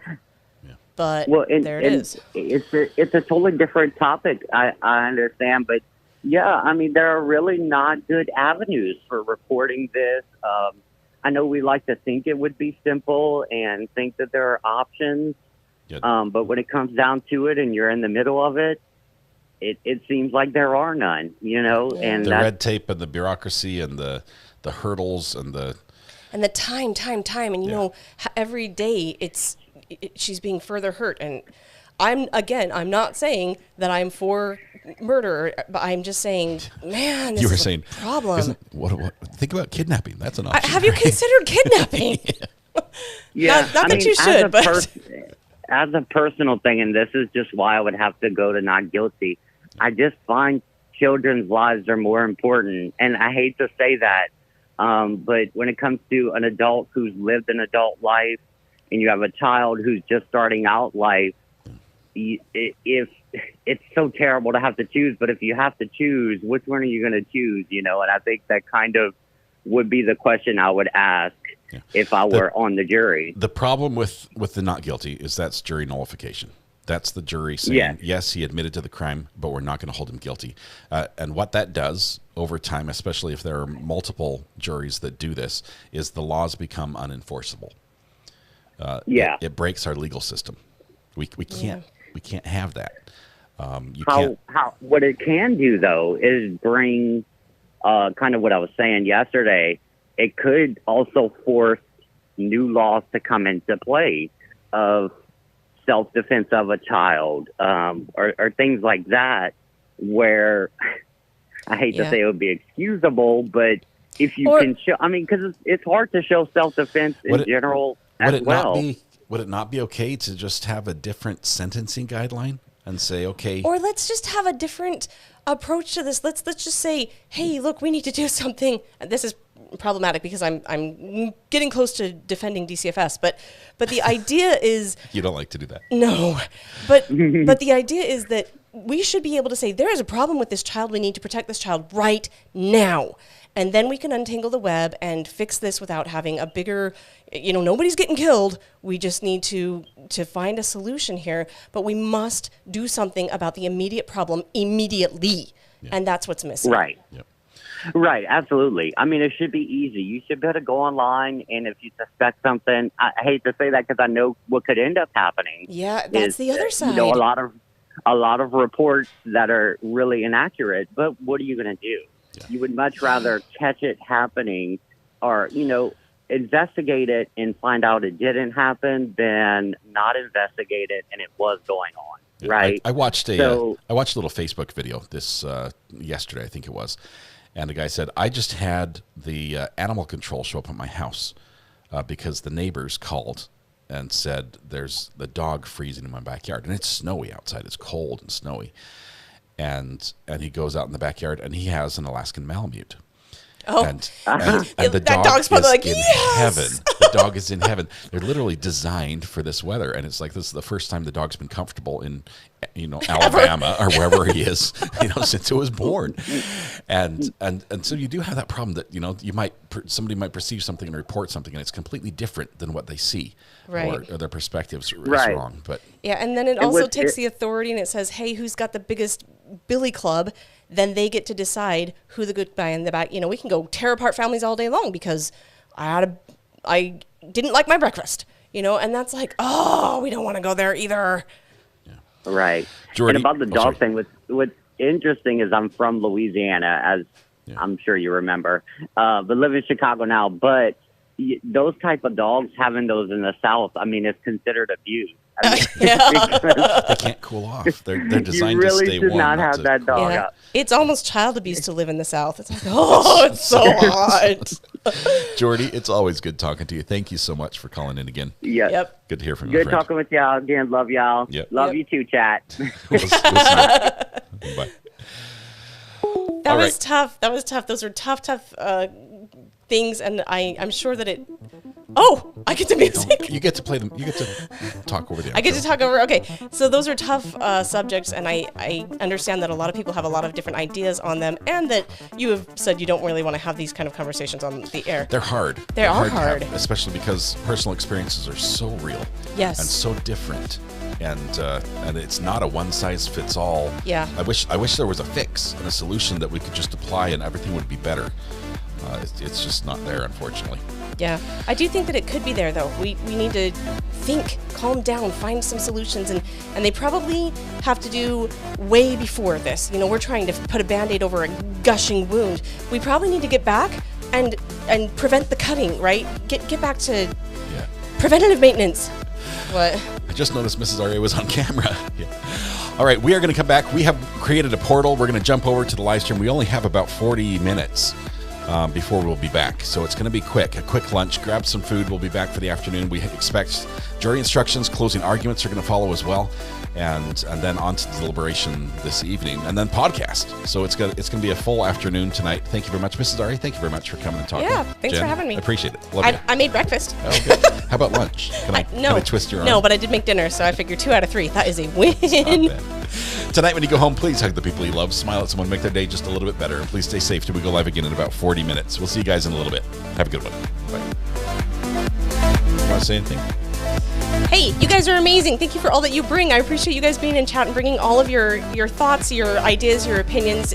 You are 4, 3, 2, 1. You're doing better than you think you are. There you go. We'll see you guys.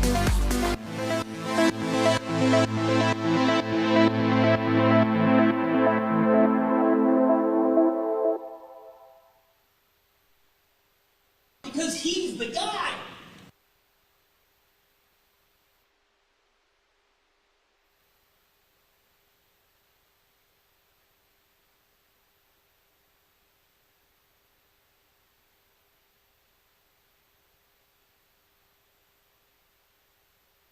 I'm not a cat.